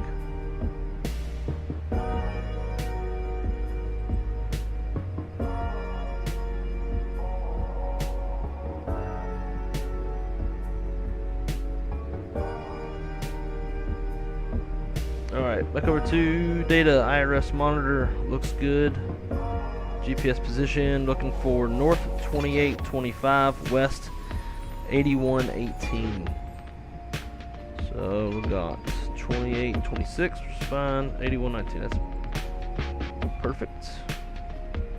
AC status. That's good. And it will be NKS 136 on this leg. Service from Orlando up to Myrtle Beach. This browser-based McDo for the Phoenix is pretty good, I must say.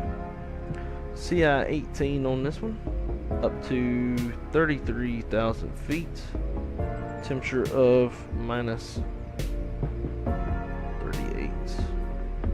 Temperature, ground temp right now is 29 degrees. Tropopause is 48.5. Flight plan, Orlando departure. We're going to go off of runway 35, right? And we're going to be on the Faith 3 departure. VAP transition. Insert that. Myrtle, there's not going to be a star. Coming in on ILS runway 18. No star. And we'll say no VIA because I don't trust whatever that bullshit's going to be. Looks good. Secondary. Delete the secondary. Nits.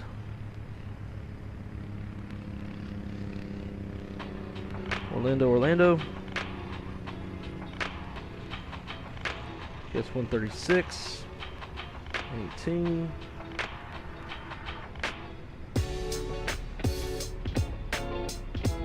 Putting all the same shit in again.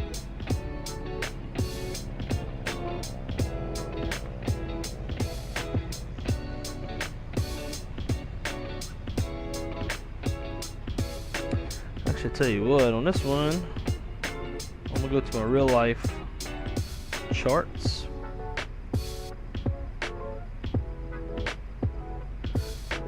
Left. I doubt will know how to plug in the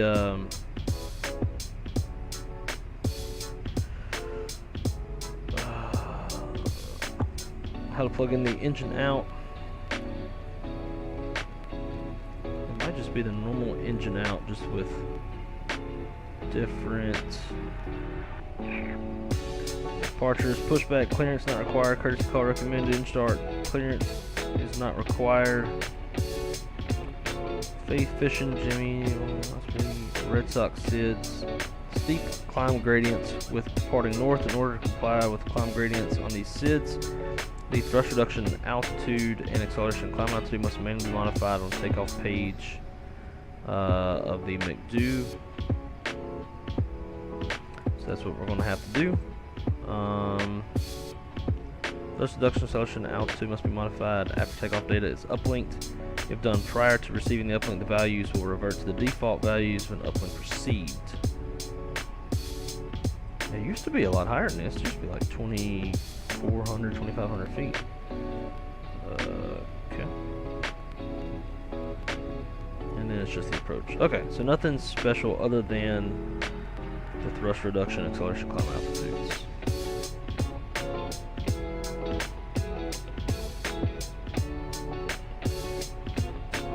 Alright. And it's basically 1,900 feet across the board. Easy enough. Okay, so we're gonna do no SID. Coming back, Orlando arrival. We'll go 3-5. Which one's longer?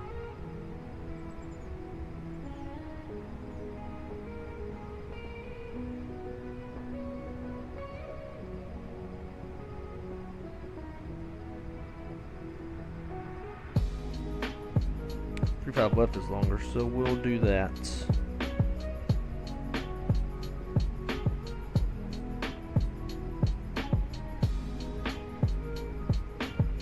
These bitches fueling yet?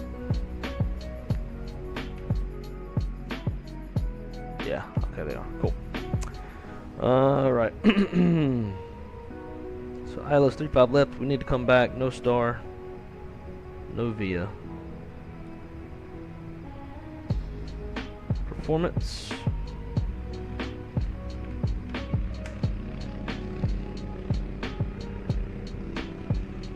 Wind 070 at 13. Nice little crosswind. Temperatures 29, 3003.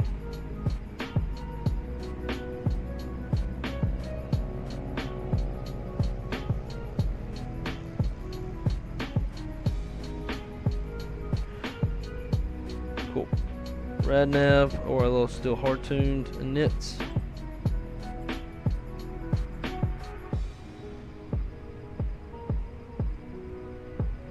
Taxi fuel's gonna be 500 pounds.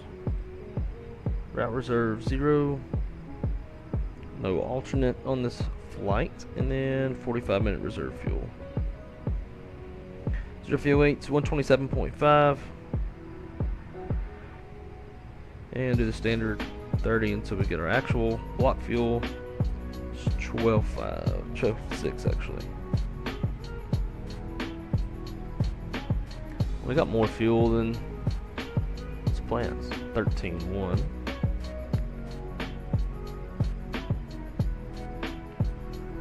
Prog page. KUXIU. 3.5 left.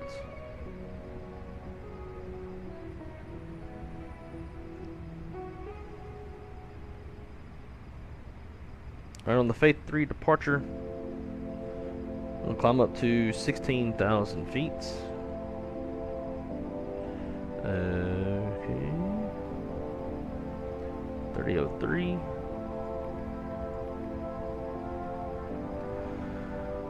Alright, so right now we're showing we're roughly a 022 heading. That checks out.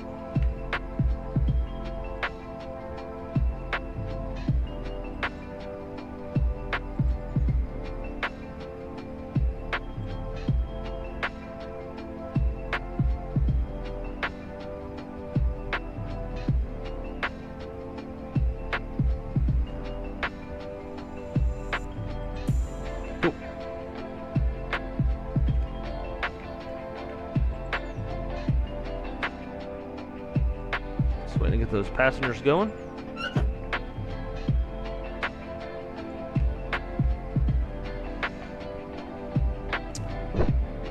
How's the new update for Fenix? Just booted the 320.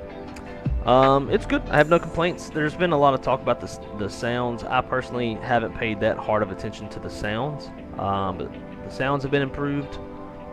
Other than that, like, I don't really. It's just, you know, it's a solid ass fucking add-on. Told you about the app McDo when the Java Sims wouldn't work. It's why I haven't bought the McDo yet. Yeah, I am personally waiting on what's their faces, WinWing. I will be very happy to replace the current one that I have with wind wings.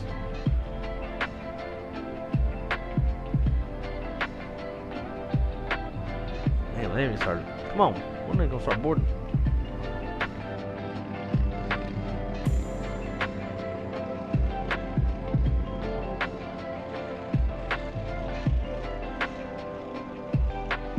There we go. Ah, they're starting to come down.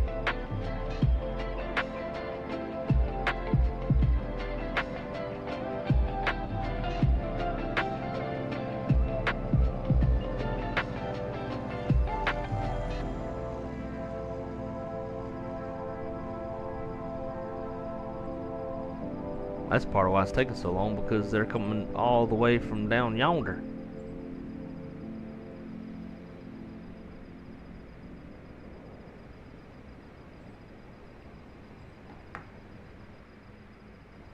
Alright, so while we sit here and wait, we'll do a departure brief.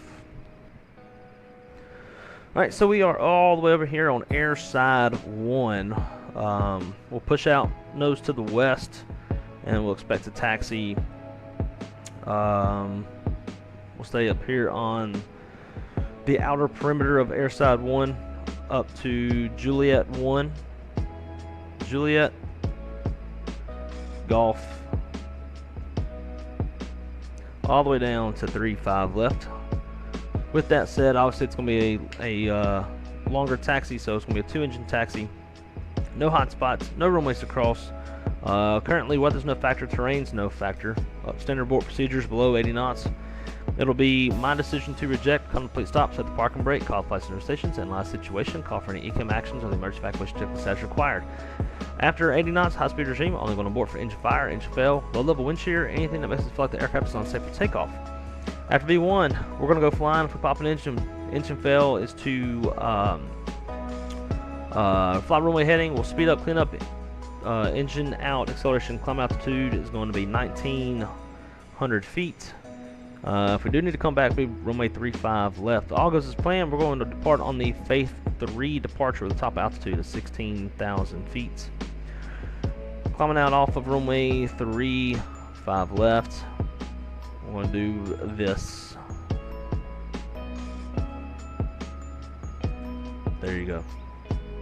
So me right seat takeoff. Aircraft type is a 320 for tail strike avoidance. Someone's at my front door.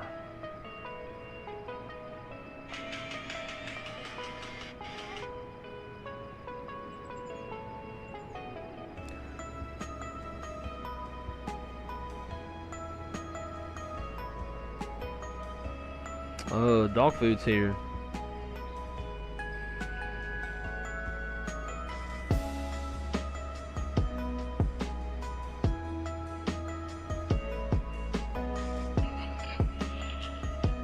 Yeah, this dude's like...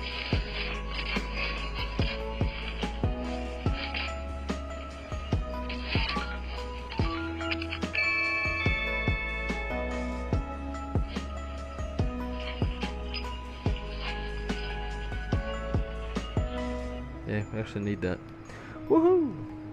I think they're done boarding. Wow, this dude, he jacked up. Once we get airborne, I'm going to go feed the doggos. It is an hour and 45 minutes past their dinner time. Hear a big difference in the reverser sounds? I'll pay more attention this time I land. Now, Zippy, are you hearing that from the cockpit or in the back? Probably the cockpit. It'd be hard to land from the back. We're only taking 145 passengers out of 182. So not going to be a full boat on this one. The sassy mom over there taking her sweet time. Yeah, dude, I know. The dog just came walking in, licking his lips. He's like, hey, Mitch, I'm home. Passengers were getting food? Yeah, I bet they were. You gotta go all the way down to the middle part of the terminal to get food. Dang, dwarf. Oh, how y'all doing? Can I get a water? I need a water for flight. Okay, thanks. All right.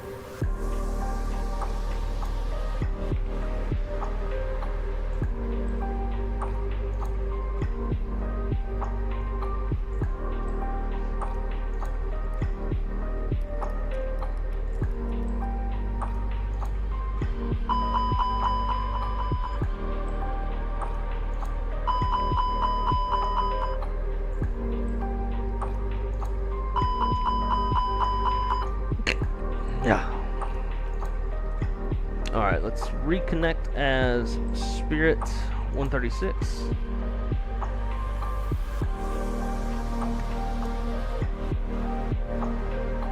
.4232 will be the squawk.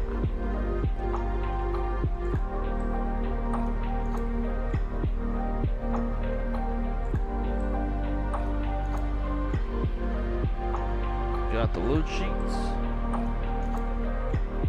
That should mean they're done boarding. Yep. They're just waiting on the last of the bags, which should also be done.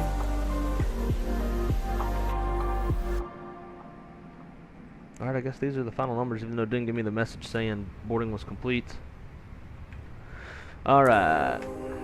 Let's plug this stuff in real quick. I'm going to disconnect. Close this door. That beacon light on. Alright. Tab over. And 0 fuel weight, CG is 32.4.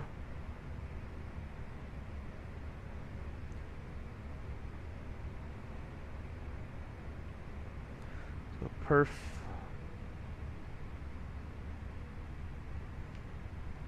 And okay. CO3-5 left. We'll just keep it wet. Flap optimal. Force toga. No anti-ice. Actually, let's do toga because I love the sounds. Anti-ice off. Packs on. Calculate. Send to make do. Now, as we previously briefed, we're going to have to manually change these values. That is to meet the climb gradient because of the Orlando Executive Airport that is just to the north.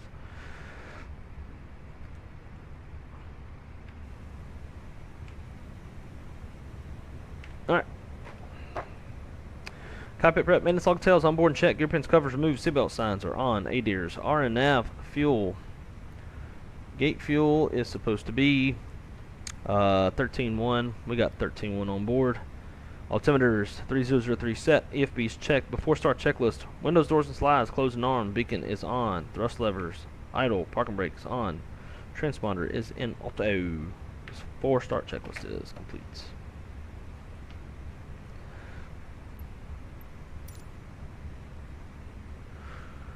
Orlando traffic. Spirit wings 136. Airside 1. Gate 7. Pushing back. Orlando. Brakes released. Clear to push. Nose to the left.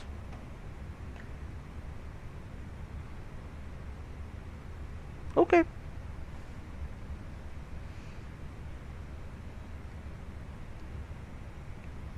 Cockpit, I think it's the wind rush noise. They improved a lot. Less than ideal touchdown into pit, but it didn't cost the airline money, unlike a certain captain. Damn, shots fired. Jim says, let's go. Hell yeah. Orlando traffic, Fairwings 8800 on a right base, runway 35, right, Orlando. 8800, so that's gonna be shit, what do we do? What's our 8800's call signs?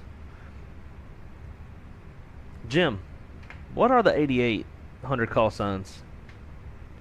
It's not an extra section, because those are 60s.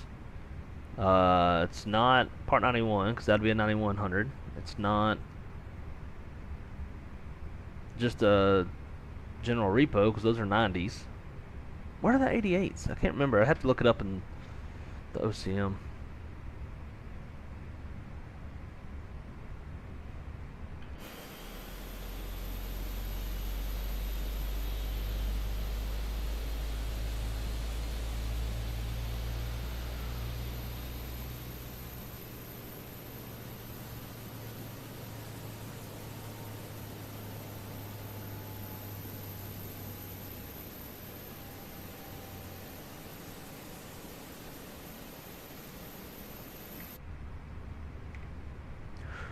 Brake set, clear disconnect, brake set, cleared off the headset, clear disconnect, be looking for the pin on the right side of the airplane.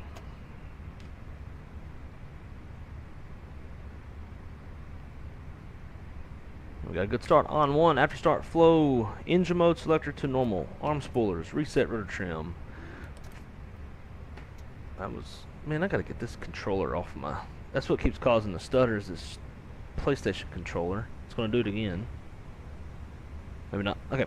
Anyways, engine mode selector normal, arm spoilers, reset rotor trim, flaps 1, down 0.2. It might be 3. Yeah. There we go. 0.2. TCA TA. And because it's a single engine taxi, we're going to go yellow electric pump on. Abstract checklist. Any ice off. Yellow electric pumps on. Rotor trim 0. Abstract checklist is complete. Ah, that's right. So it's just the repo flight. That's right. Delivery flights, I guess, are 90s, right? Delivery repos.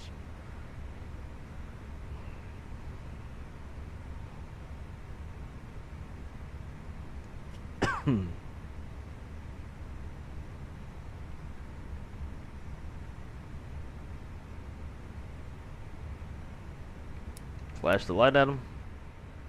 Ah, so it popped up there, but it didn't pop up on my external EFBs.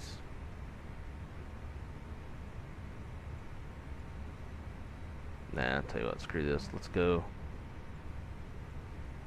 Just do it this way.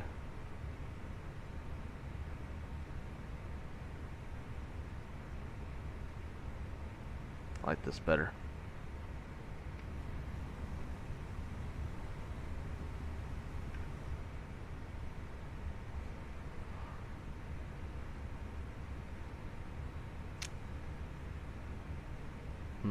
That other Spirit wings, if he's coming to airside 1, he's going to be coming off of 35 right here on Juliet,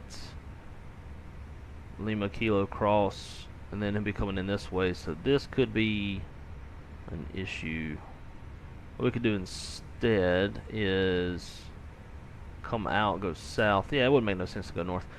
Go south on Charlie, Echo to Golf.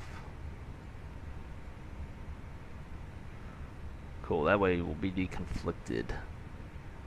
Orlando traffic, Spirit wings 136, airside 1. Are we coming out? Airside 1. Join up with Charlie, turn southbound, and we'll cross the bridge on Echo.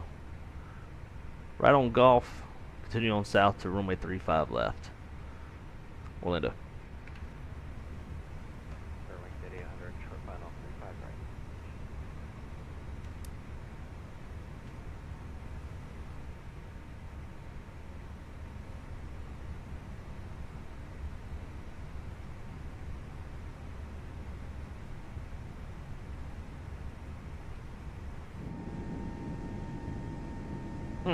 I just love the fucking modeling they did on that IE engine. Fan blades just look so much better than CFM. I think it's because they're a little bit bigger. 91 or 90. Yep. Yes, the 91s, I think those are going to be... No, 99 is maintenance. Fuck, I can't remember. There's so many different damn layers to call signs. Alright, ladies and gentlemen, we are clear on the right, clear on the left.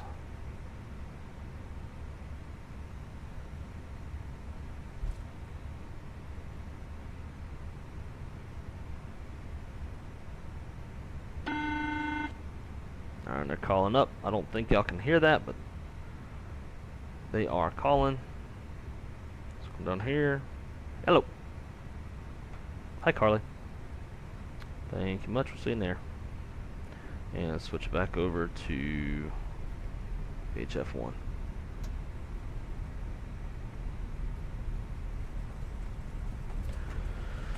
Alright, brake check. Pressure 0.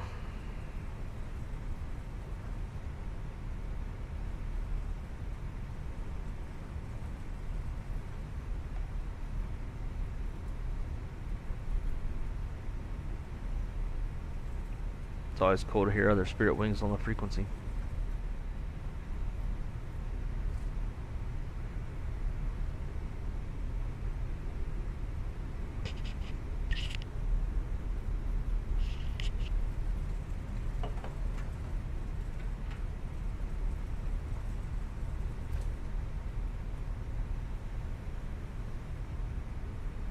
Looks like a nice evening here in Orlando. I could go look out the window, but you know, we on here instead.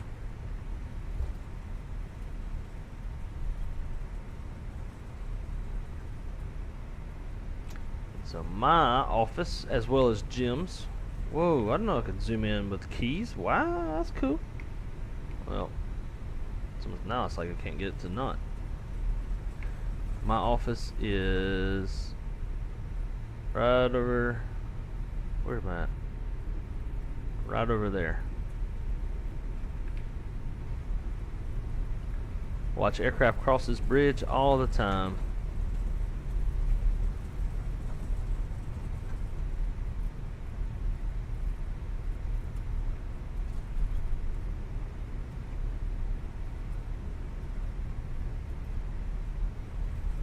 Shit, did I start? Okay, I did.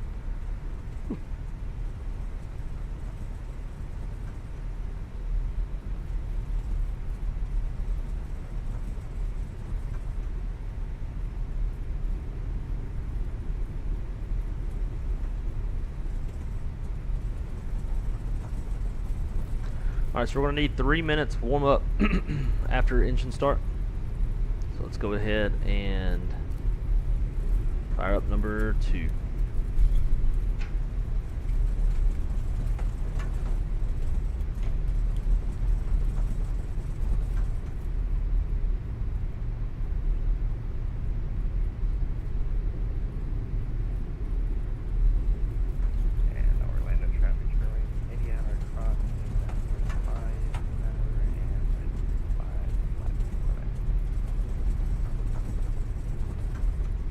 How was landing?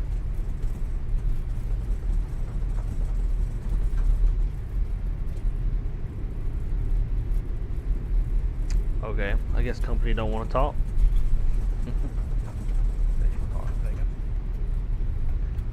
How was the landing? Not too bad. I was monitoring, so I'll credit for the captain. Oh, there we go. Doing a share cockpit? Nice.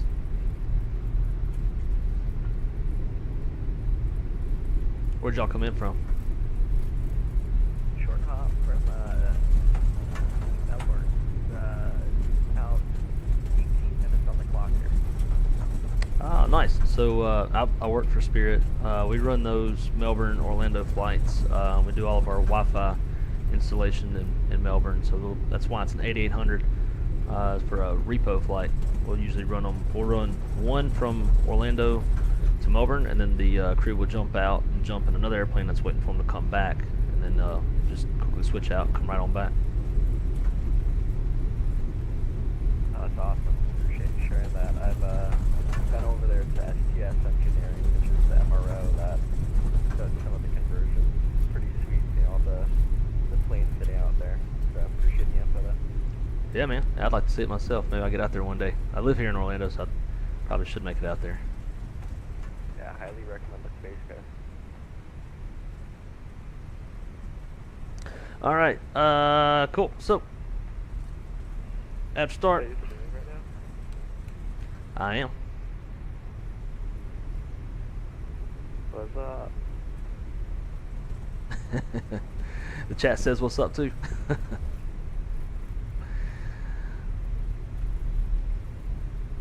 All right, let's see. After start.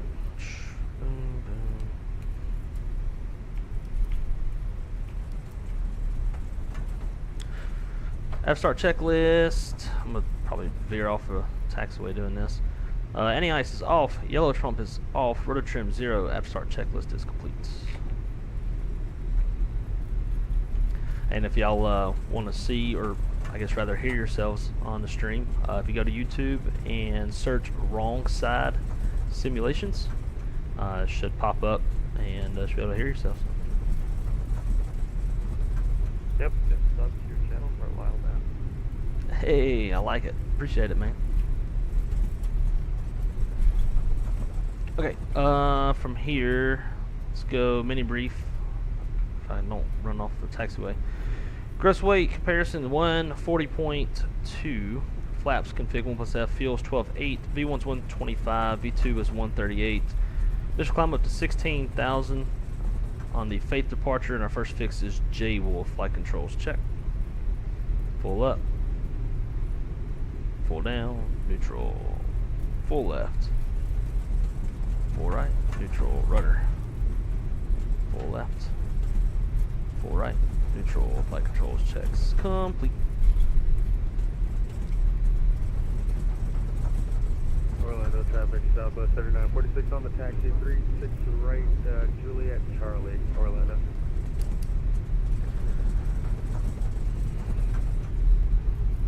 Alright, taxi checklist. Gross weight comparison complete. Pitch trim is 30.5% CG set. V1, VRV2 flex. 25, 37, 38, no flex. Flaps config 1 plus F. Flight controls checked. ICA memo, takeoff all green. ECOM status is checked. Wind shears on auto. TCAS code set TRA. Cabin crews advised. Mini brief is complete. Taxi checklist is good to go. Lineup checklist. Runway 35 left confirmed inside outside. Fuel. I'm just going to take a guess. It's like 11.3. I can't remember. We got 12.7 on board. Bleeds are set and engine mode selector is normal. Lineup checklist is complete.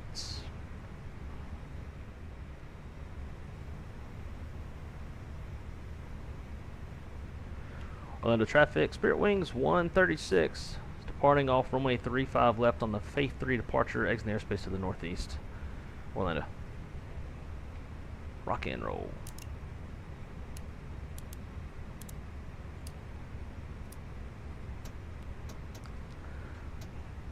I just like that sound. Bing, bing. Alright, so we are clear on the approach. Clear down the runway.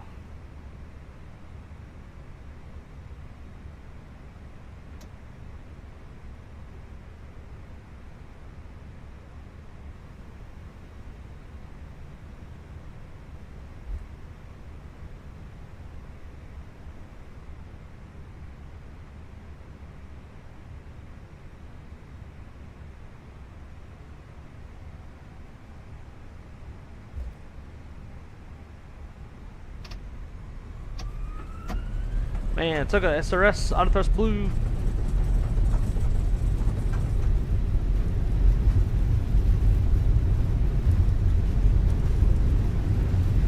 Eight knots thrust set.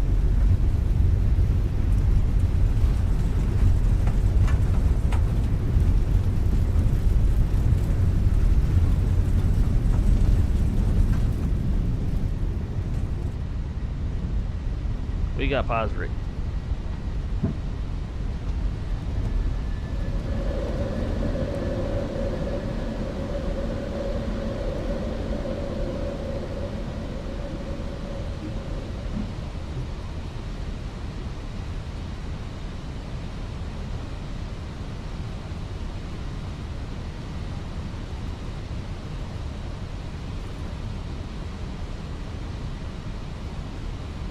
Orlando traffic, Spirit Wings 136, clear, runway 35 left.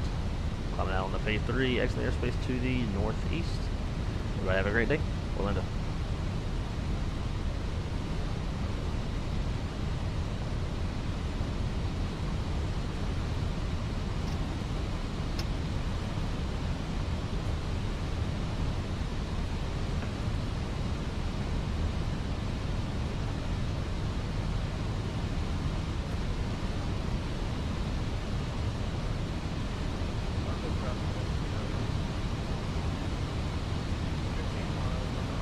Runway 35 left approach, topic for 6,000.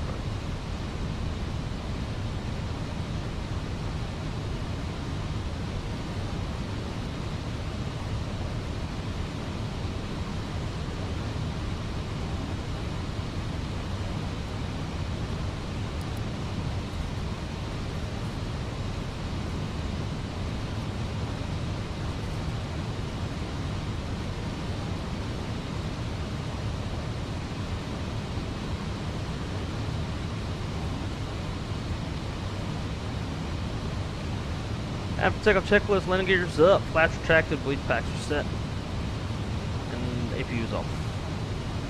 After takeoff checklist system.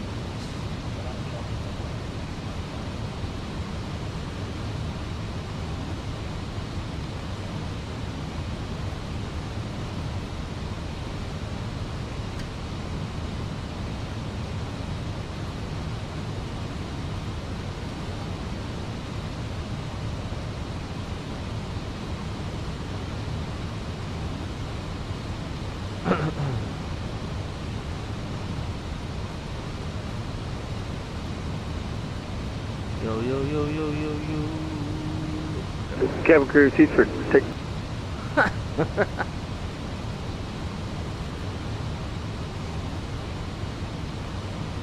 Nice one. Meow. Orlando traffic, Western Global 751. We're sitting on the pricey 3. We are crossing Ahmed's now. We're going to be taking 36 left. The RNAV from Laura. Turn out to 8,800 descending.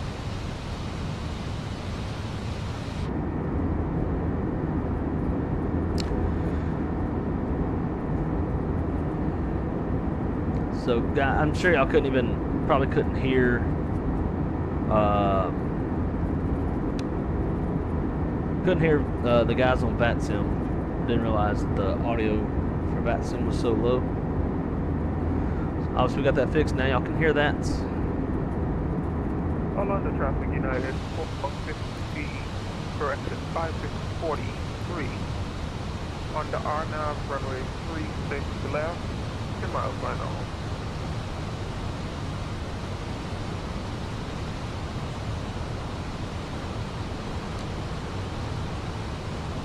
So I hate to tell those guys like, oh, you can hear yourself in the stream, and then you probably won't be able to.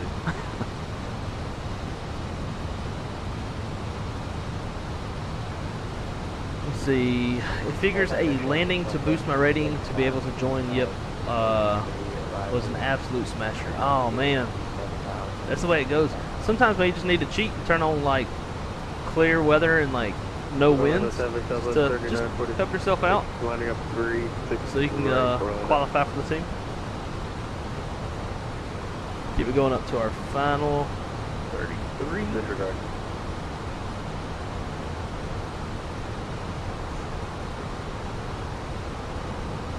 And as soon as we hit transition, I'm gonna go feed the dogs. They're getting very angsty.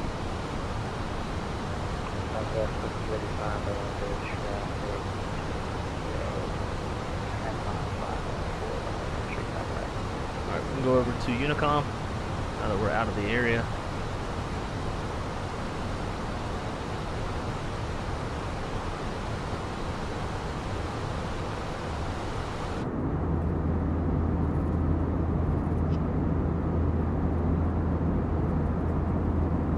On the way.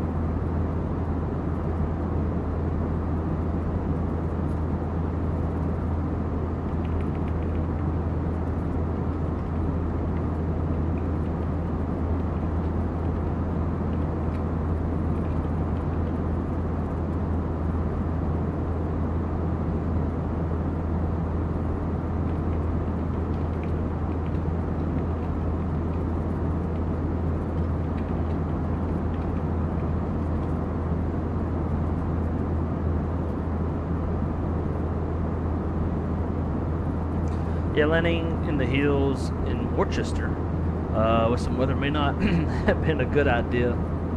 That's all right though. At least the challenge, that's fun. That's the main part of it all. Just have a good time.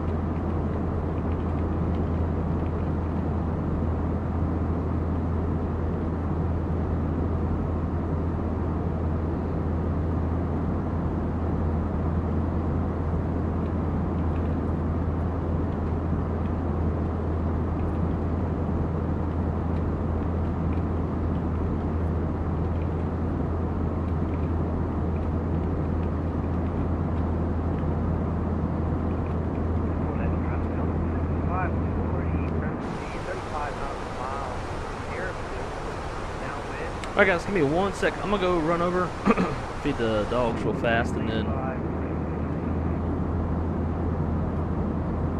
then we'll get back to it. Give me 1 sec.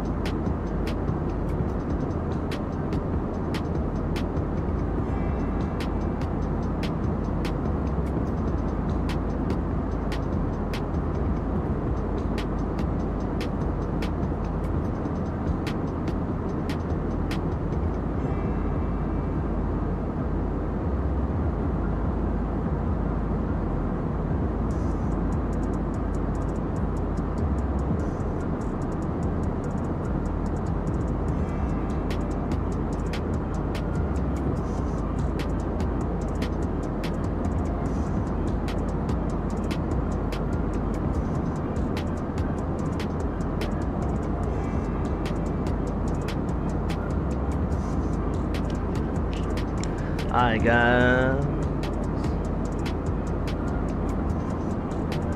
Back. I was gonna go let one of the other dogs in here in a minute. He always takes fucking forever, so let him chill outside for a little bit. Chelmo, what's going on, my friend? Great to see you. Why are we frozen? Great to see you, my friend. Welcome aboard. How was the Monday? Image Seeker, you as well, dude. Good evening. Hope y'all are doing well.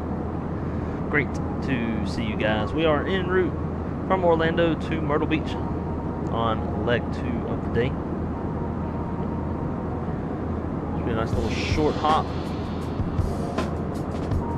Hour 5 minutes total time. I'm gonna get ahead of the airplane and go ahead and do our top hat flow.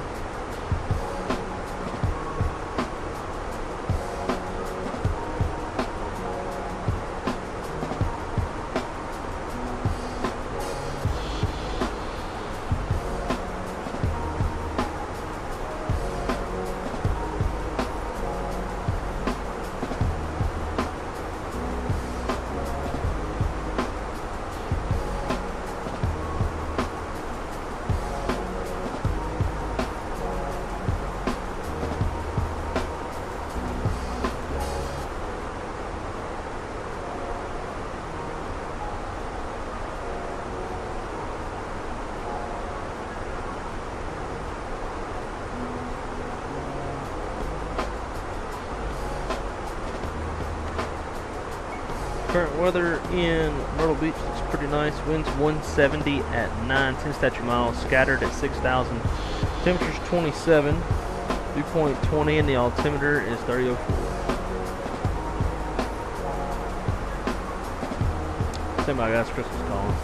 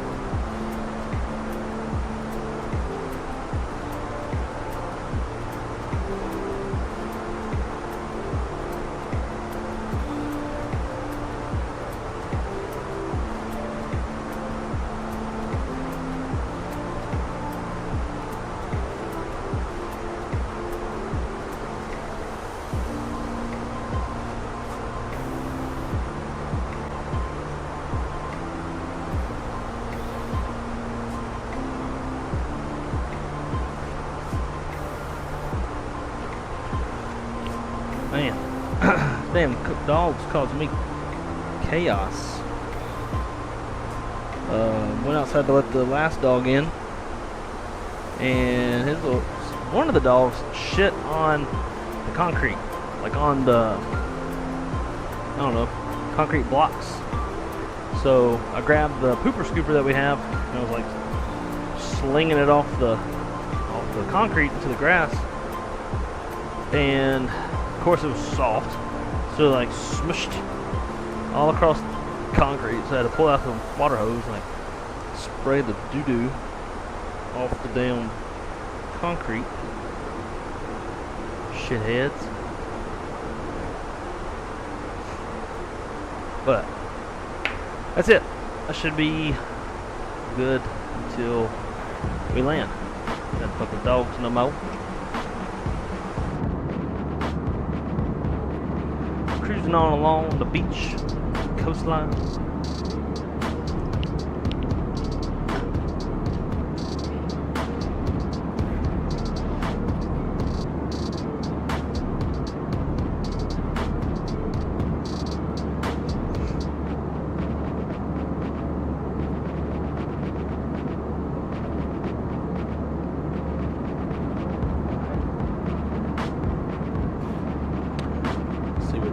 Looking like out ahead of us. Does look like there's some shit up here. Just kind of looking at all this.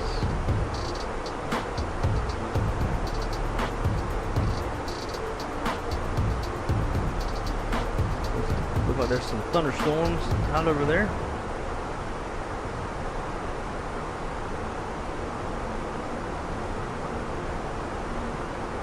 We should have flown into Sop'S.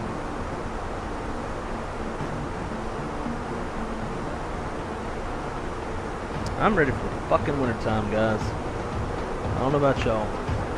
Got a couple good trips coming up. End of next month, we got our family vacation to Gulf Shores, Alabama. So all the beaches that we were looking at when we were climbing out of Pensacola earlier, that's where I'll be. And then in November, Crystal and I and a couple good friends of ours are going to go to Park City, Utah for about 5 days. Going the first week of, actually not November, December. Aiming to try to go somewhere a little bit Christmassy, somewhere a little festive. Show y'all some of the condos that we're looking at. Trying to figure out how to log into this fucking thing.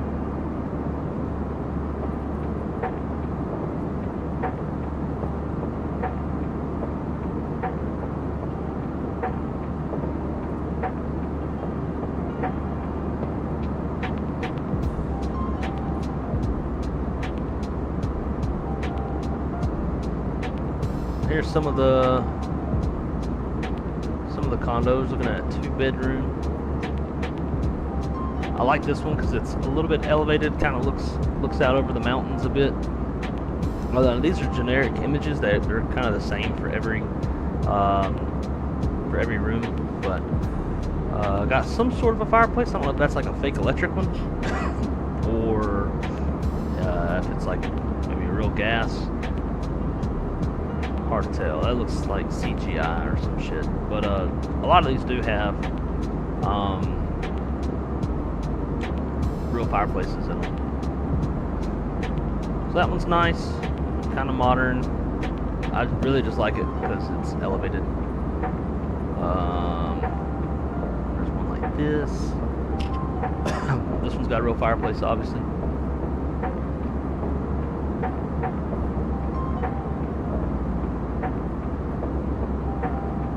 I don't know if it's got as good of views as the other one.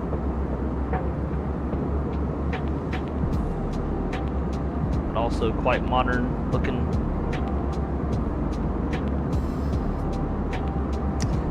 Yeah, they do look pretty nice. I don't know how they actually look.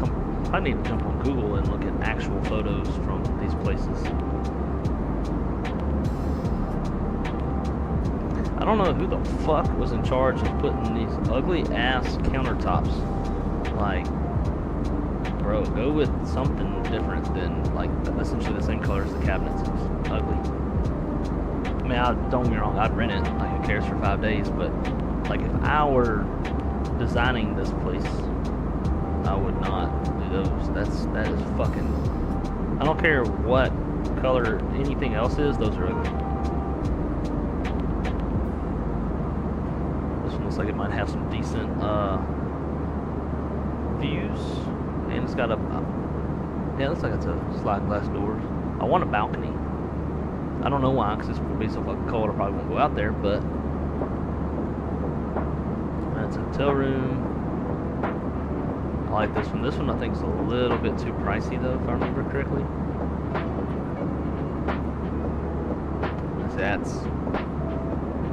That's nice. Cozy. Plain nuts in the middle of a flight. Figure to drop in and say hi. Well, dude, hello to you as well. Hope you're doing good, my friend. What you flying right now? Yeah, I do kind of like the vibes in this place, but I don't like. It looks like it's probably first floor or maybe second floor, 213. So I may not have all the views. I kind of want to prioritize the views.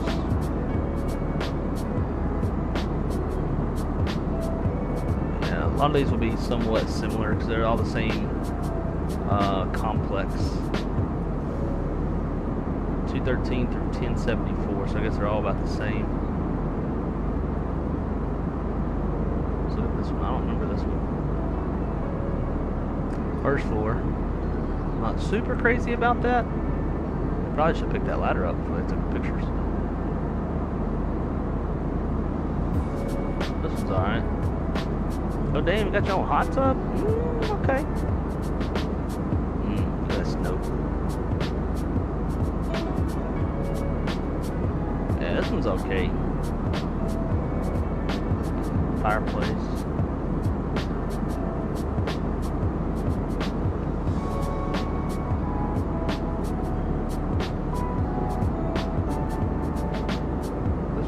I like the colors.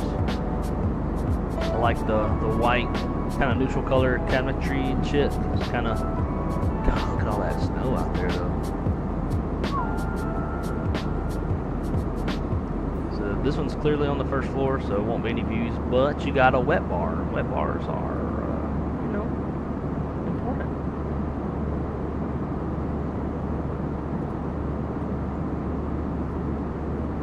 Kind of a cool light fixture.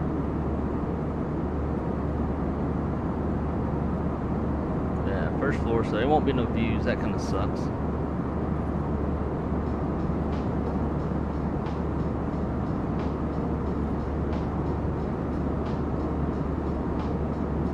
I like that picture.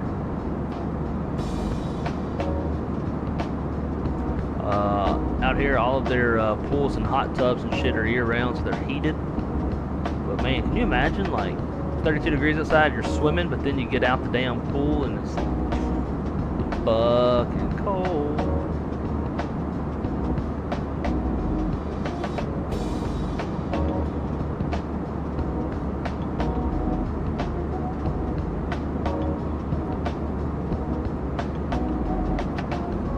This one has balconies.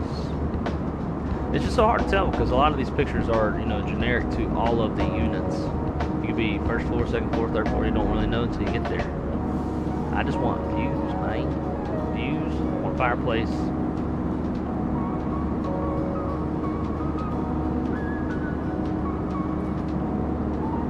This one looks pretty cool. Got that cowhide on the sofa.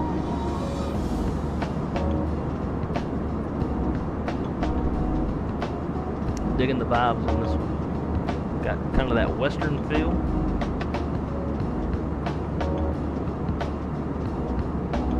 Pool ain't worth the shit.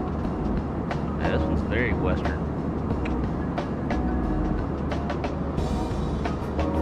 Boy, I'll be in there playing the drums.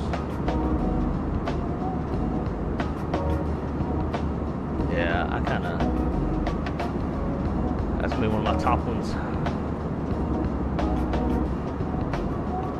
Crystal likes this one because of the damn picture. I'm like, this picture is at Target. You can go buy that picture at Target. This one's cool. Fireplace, balcony.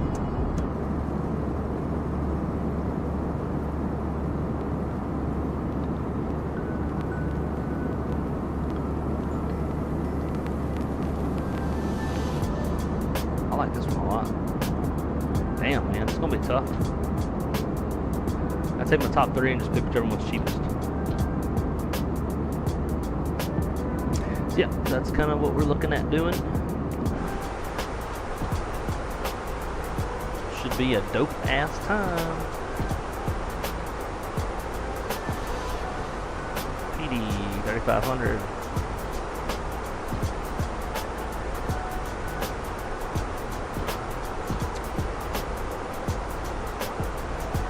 Balcony so he can walk out in his tidy waddies in the morning with his coffee. Hey, who said I ever wear underwear? Bro, I am like, I like cold weather, but I don't do good with cold weather, so if I go out there, I'm gonna be bundled up. Bet your ass.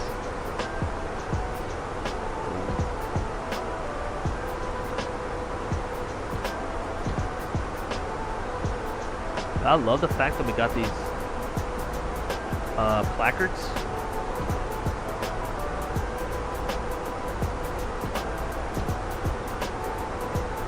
$25.94.01. I wonder what. I'm about to look up, see what that MEL number is.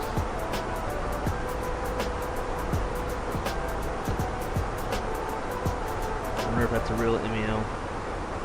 Let's see, dispatch, all manuals.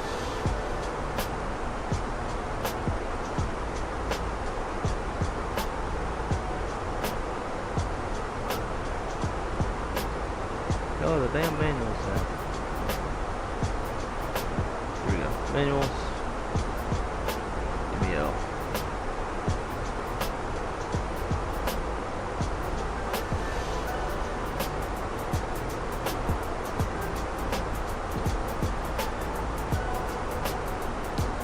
Alright, it is number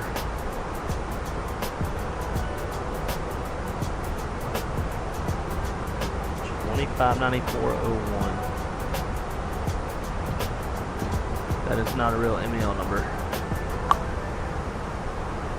but that's really cool though. So like when something is, well, there we go. It takes forever to get this thing out of. There it goes. So when you have something MEL'd, there's gonna be a placard for it. So like, let's say if this ILS push button was an op, they would have that placard likely on the button, so you can't push it. But anything that's like not a button, they'll have a placard stuck down there.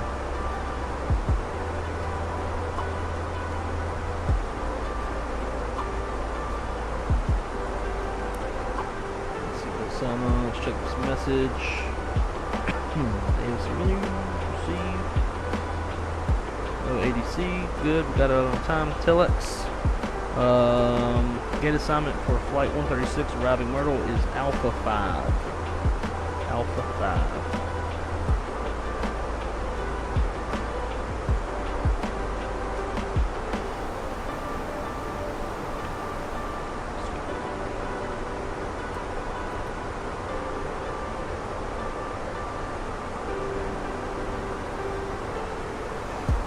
Lightspeed, what's happening, my friend?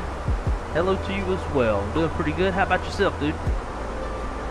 Check some setups on the Discord. Roger that.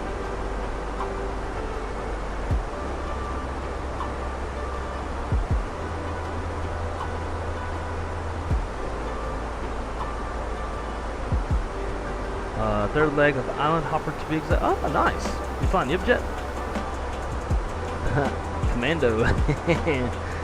Sometimes. Most of the time. Pretty much all the time. Ain't enough room in britches for underwears.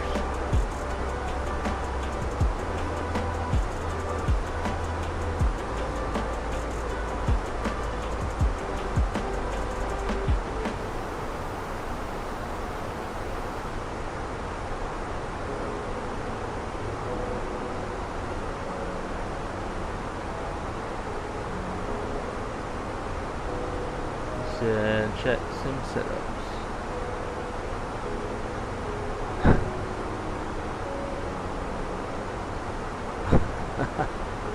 Best chair in existence.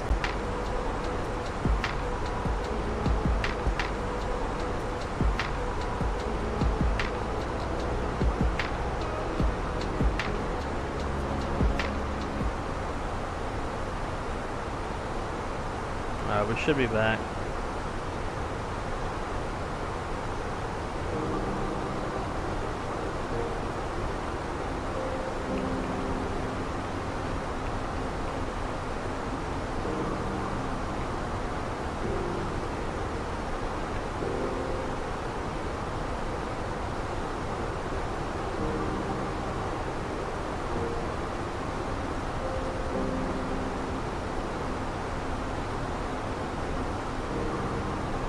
And I'm still getting it.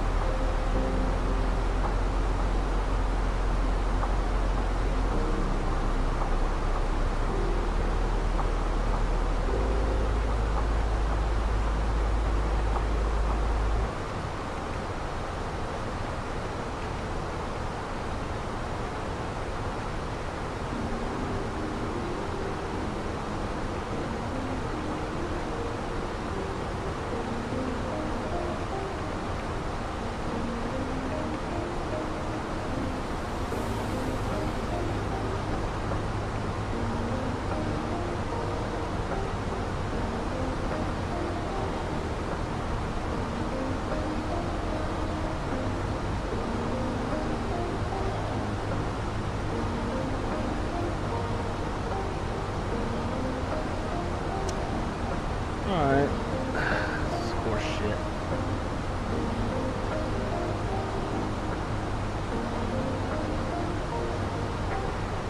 Approach checklist. Briefing is complete. Approach stable by 1,000 feet AGL. ECAM status is checked. Seatbelt signs are on. Minimums. Radio 200. Altimeter 3004 is set.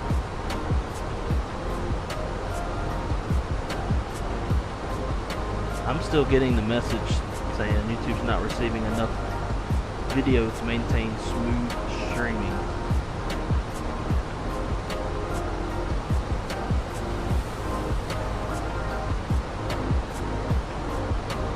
I don't get it.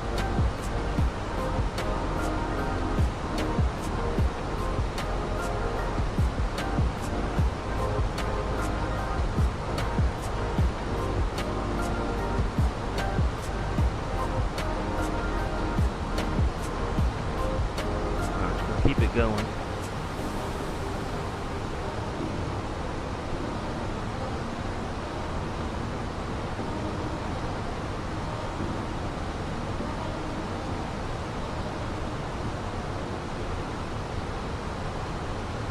It looks okay on this end, despite the message.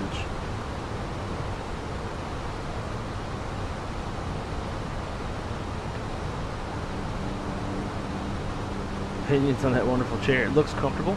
Now it's back to saying excellent connection. Sweet.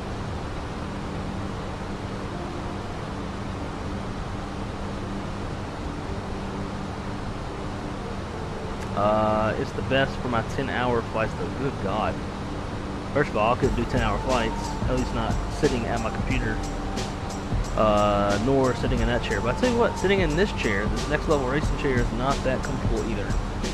To be honest, it's awesome for, you know, mounting your shit, but other than that, man, it is not a comfortable chair. I don't think I could be sponsored by them because I wouldn't be able to talk very highly about that, at least that side of things.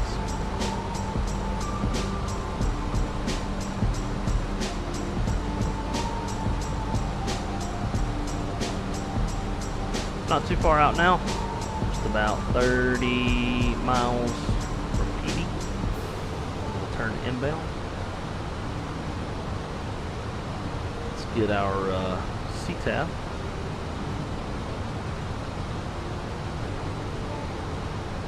$28.45.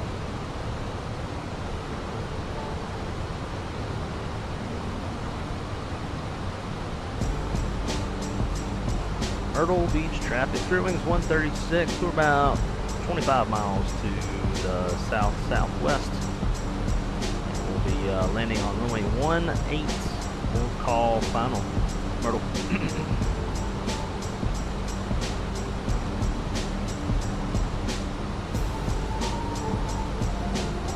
I am hungry. As soon as I get off the stream, I will be warming up some leftover domu, which is, I don't know how to describe it. It's like some sort of Asian curry soup stuff.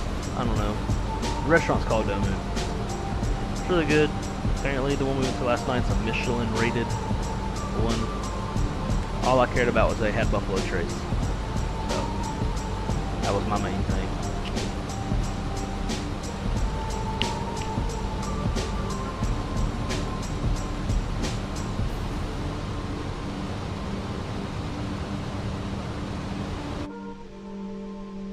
That's kind of a sexy shot.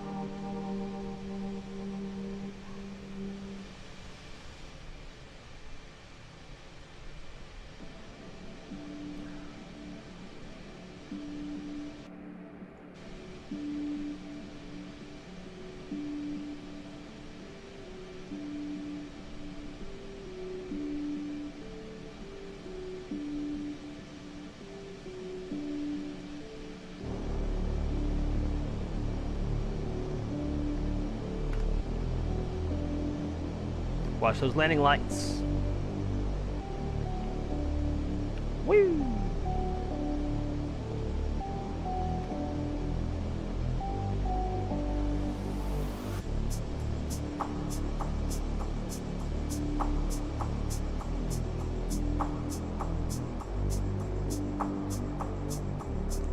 I need a mismatch livery for Spirit. Need like a white radome on a yellow airplane.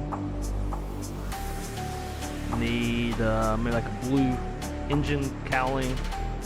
Just a little mismatch, just kind of give a little more personality.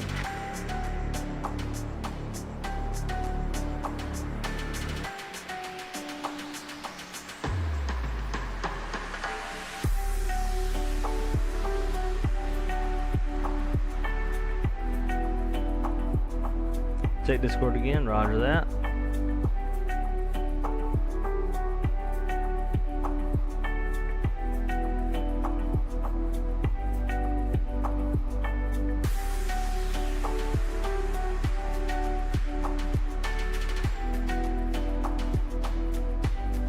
What is this? Looks like some old school shit. Oh shit, ortho. Good God. Sounds about right though. Ooh. Hell yeah. I need to get back in the MD. That is muy sexito. I love that Mad Dog. Yeah, see, this is what we need on the Spirit. We need like a blue cowling with like the rest of it being yellow. I thought about flying one of these today. Look at how faded that cowling is compared to the rest. Makes you wonder.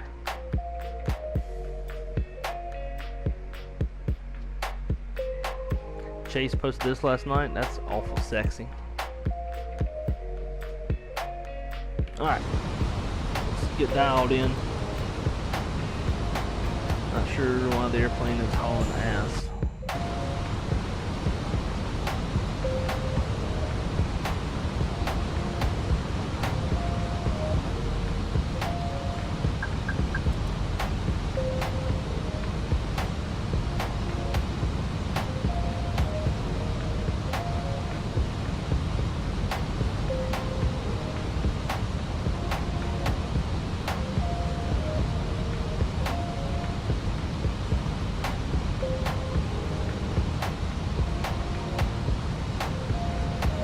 Extend our downwind, lead off altitude.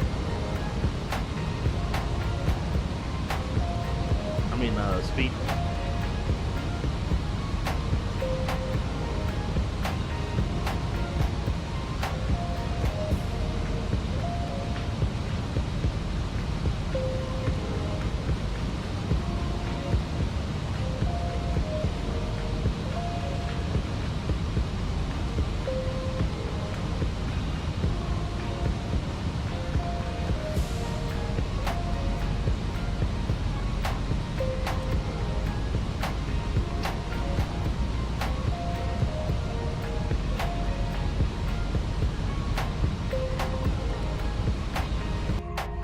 Why is it stuttering?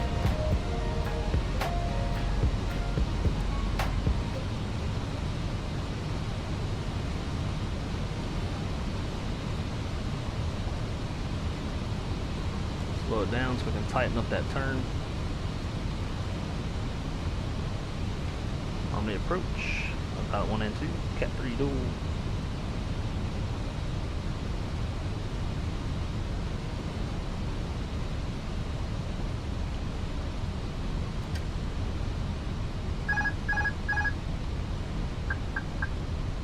Take over so I can tighten that turn up a little bit more myself. Flaps 2. Low star.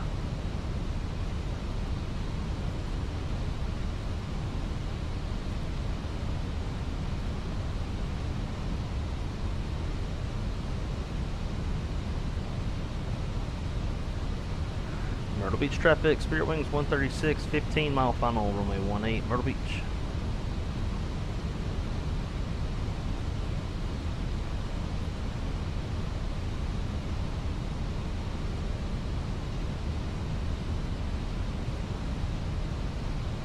Loke is captured.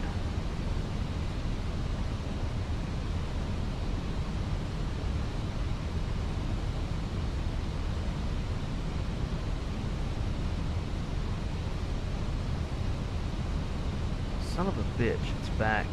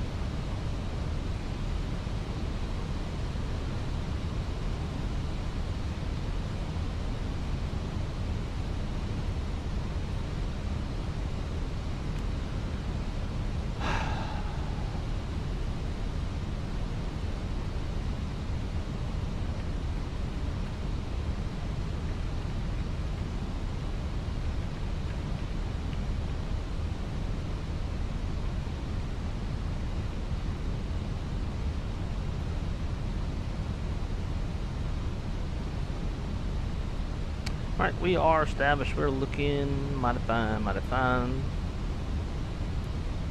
That last light on.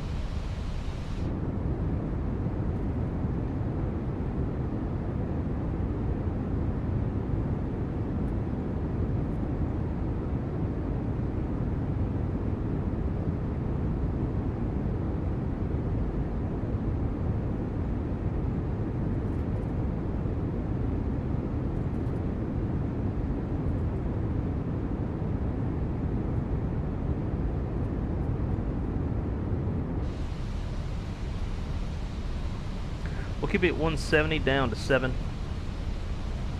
And take it all the way in. I swear to God, dude.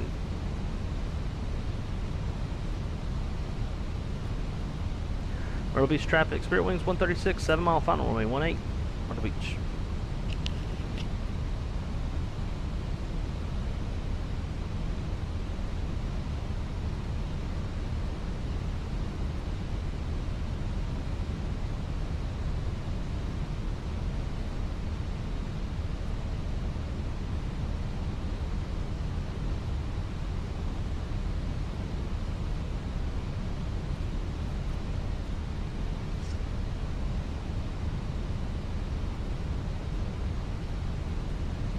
Alrighty, let's go.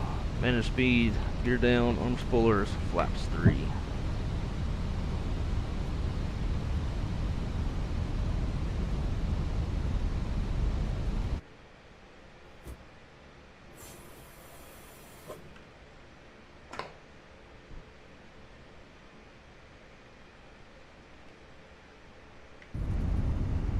$1,000.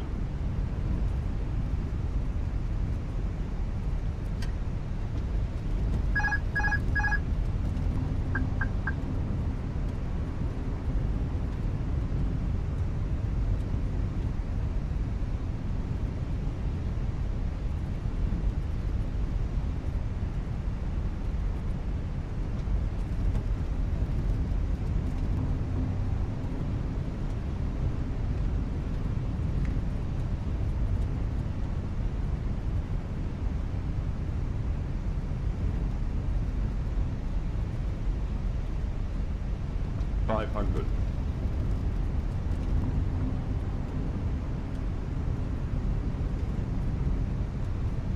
$400.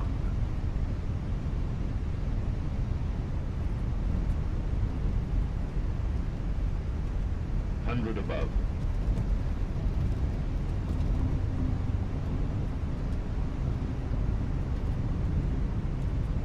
Minimum. Continue. Light slope. Light slope. Light slope. 40, 30, 20, retard, 5.